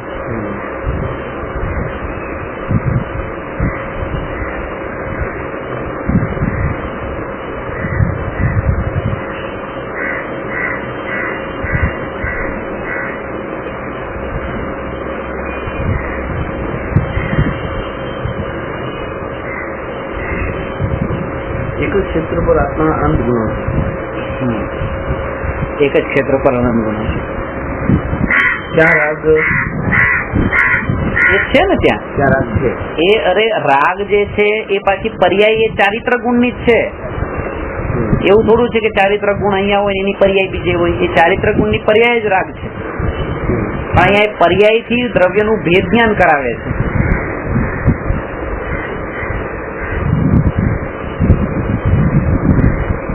જેમ હમણાં કીધું ને કે મતિ જ્ઞાન ને શ્રુત જ્ઞાન એક ક્ષયોક્ષમ જ્ઞાન છે, વધે ઘટે, એનાથી કોઈ આત્મજ્ઞાન ને અસર નથી થતી. એવી રીતે અહીંયા રાગ વધે કે ઘટે એ રીતે અહીંયા જ્ઞાયક જે છે એને કોઈ અસર નથી થતી. અસર નથી થતી, અસરની વાત નથી. એક બંને હળવાની વાત છે. કેવી રીતે એક ક્ષેત્ર ભાઈ નથી, એક પ્રદેશ પર નથી, એક ક્ષેત્ર એક પ્રદેશ નથી, પ્રદેશ પર નથી. સ્વભાવથી કે એક જે છે એ અનુભૂતિની વાત કરીને આ અનુભૂતિના કાળે તે એના ભિન્ન પ્રદેશોનો અનુભવ થાય છે. આ જેમ અત્યારે આ પ્રત્યક્ષ આ ભિન્ન પ્રદેશો આપણને દેખાઈ રહ્યા છે એવી રીતે આ અત્યારે નથી દેખાતા. કારણ કે અનુભવ થાય છે ત્યારે જે ખબર પડે છે કે આ રાગ અનુભવમાં ન આવ્યો ને જ્ઞાયક જ અનુભવમાં આવ્યો, એટલે રાગ ને જ્ઞાયકના પ્રદેશ એક નથી. જેમ એનો કાળ પણ એક નથી. એટલે સૂક્ષ્મની દ્રષ્ટિએ એકદમ એ તો નથી, એટલે જ ફીલ્ડ થઈ જાય છે બહાર. આ ચા ને ગાળીને જેમ ત્યાં ઉપર જે એનું જે ભૂખી બધી રહી ગઈ, આમ જે અત્યારે બધી ભેગી લાગતી હતી, પણ જયારે પીવામાં આવી ત્યારે એ ભૂખી બધી રહી ગઈ. ત્યાં મિક્સ લાગે છે ત્યારે રાગ અને જ્ઞાન એક લાગે છે, પણ જયારે અનુભૂતિમાં જયારે જ્ઞાયક આવે છે ત્યારે રાગ એ બાર ફીલ્ડ થઈ જાય છે. એનો મતલબ કે જયારે એક લાગતા હતા ત્યારે પણ એ જુદા જ હતા, એક નતા. એનો મતલબ થઈ ગયો. કારણ કે એ જો એક હોય અને જુદી અનુભૂતિ કરે તો મિથ્યા દર્શન કહેવાવું જોઈએ કે ખોટું જાણ્યું, ખોટું માન્યું. જો એક હોય રાગ અને જ્ઞાન અને એને જુદા માને તો મિથ્યા દર્શન કહેવાય. પણ રાગ અને જ્ઞાન ને જુદા માને છે એટલે તો સમ્યક દર્શન કહેવાય છે. કારણ કે જુદા હતા, સમ્યક તો એને કહેવાય ને જે હોય એવું માને.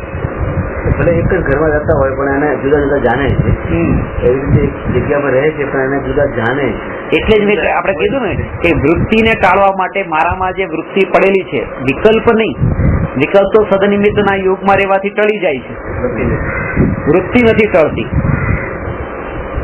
મંદિરમાં બેઠા હોય ને ત્યાં દર્શન કરતા હોય, સદનિમિત્તનો યોગ છે, 4 કલાક સુધી ખાવાનો વિકલ્પ નથી આવતો, પણ એ 4 કલાક પ્રતિ સમય ભોજનમાં સુખ છે એવી વૃત્તિ અંદર પડેલી છે. એ વૃત્તિ અજ્ઞાની વિકલ્પોને ટાળવાની કોશિશ કરે છે, વૃત્તિ ટાળવાની કોશિશ નથી કરતી. વિકલ્પો એટલા સરસ ટળી જાય છે કે પતિ પત્ની બંને બેઠા છે અને પ્રવચનમાં બેઠા છે, આ બંનેને આત્મામાં એક બીજાનો હાથનો સ્પર્શ કરવાનો પણ વિકલ્પ ઉઠતો નથી.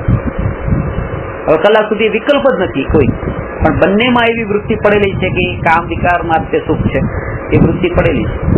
સદનિમિત્ત નો યોગ છે. આ નિમિત્ત જેવું જશે પાછા એ ભાવ ઉભા થશે. ક્યાંથી ઉભા થશે? વિકલ્પ ક્યારે આવશે? વૃત્તિમાંથી ઉઠશે. વૃત્તિ પડેલી છે. વૃત્તિને ટાળવાનો અભ્યાસ કેવી રીતે કરવાનો? આ વિકલ્પ તો સદનિમિત્તમાં કેમ ટળી ગયા? વૃત્તિ કેમ ટળે? કે વૃત્તિ પર્યાયમાં પડેલી છે એવું પેલા જાણે, અને મારું મૂળ સ્વરૂપ આ નથી. મારું મૂળ સ્વરૂપ તો એનાથી જુદું છે, જ્ઞાયક છે. તો એ જ્ઞાયક ઉપર દ્રષ્ટિ કરે છે ત્યારે આ વૃત્તિ ટળે છે. એક પણ મને જ ટળતું. પણ જેમ જેમ હું જ્ઞાયક ને આ વૃત્તિ ખાલી પર્યાયમાં જ છે. પર્યાયમાંથી એમ જાણીને જ્ઞાયક ઉપર વારંવાર જાય એમાં મોડી પડતી જાય વૃત્તિઓ. કારણ કે દ્રષ્ટિ વારંવાર જ્ઞાયક તરફ કરતો હોય તો વૃત્તિ ટકે કેવી રીતે? એ તો પરના લક્ષ્ય આવા વિકાર થતા હતા, પણ જ્ઞાયક એ લક્ષ્ય કરવા જાય તો વિકાર થતો નથી. વૃત્તિમાં તો વિકલ્પ પણ ના આવે. એ ટાઈપનો વિકલ્પ પરિણતિ જે શુદ્ધ ન હોય તો વિકલ્પો પણ ઉઠતા નથી. આવે તો વૃત્તિને કાઢવાની વિકલ્પો તો ઘણી વાર દૂર રહે છે. વૃત્તિને કાઢવા માટે એક તમે માનો 10 રસગુલ્લા ખાધા પછી તમને રસગુલ્લા ખાવાનો વિકલ્પ નથી, પણ રસગુલ્લામાં સુખ છે એવી વૃત્તિ તો ટળી નથી. એટલે વૃત્તિને ટાળવા માટે તો એકદમ પદાર્થ જાણવો પડે. વૃત્તિને ટાળવા માટે વૃત્તિ પર્યાયમાં છે. પર્યાય અને દ્રવ્યનો ભેદ જાણવો પડે. હું એનાથી જુદો છું. મારે આવી વૃત્તિ ઉઠે છે, હવે આને શું કરીએ? પર્યાય છે. કારણ કે એ પર્યાય તે અશુદ્ધ છે, પણ એ પર્યાયને તે છોડવી તો પડશે ને. શુદ્ધ તો અશુદ્ધમાંથી શુદ્ધ થવી જોઈએ ને, પણ કે એ તો એના તરફ લક્ષ્ય કરતા રહેશે તો નહીં થાય. એટલા માટે મેં તમને ગઈ વખતે કીધું ને કે તમને જો થોડો પણ ટાઈમ મળે ને તો આ વિચાર નહીં કરવો હું અશુદ્ધ છું અશુદ્ધ છું, શુદ્ધ છું એનો જ વિચાર કરવો. કારણ કે કશાયની મનતા ક્યારેક જ થતી હોય છે 24 કલાકમાં, અને એમાંય તે અશુદ્ધ છે એ વિચાર કરવા બેસે તો શુદ્ધતાનો વિચાર ક્યારે કરશે? આવા સંયોગોને આ સ્થિતિમાં આવી ગયા પછી પણ જો અશુદ્ધ અશુદ્ધ અશુદ્ધ એવો વિચાર કરે. હવે તો દ્રવ્ય સ્વભાવ શુદ્ધ, દ્રવ્ય સ્વભાવથી શુદ્ધ શુદ્ધ શુદ્ધ નો વિચાર કરે એ અશુદ્ધતા ટળે જ છે.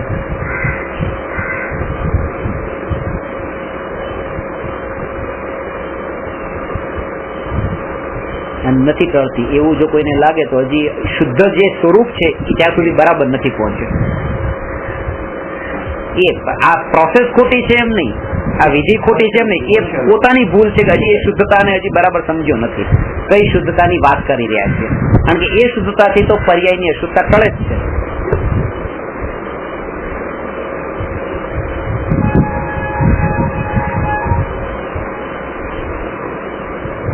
સૌને એવી અશુદ્ધતા ટળે એવી મંગળ ભાવના. નમો અરહંતાણમ નમો સિદ્ધાણમ નમો આયરિયાણમ નમો ઉવજ્જાયાણમ નમો લોએ સવસાહુ.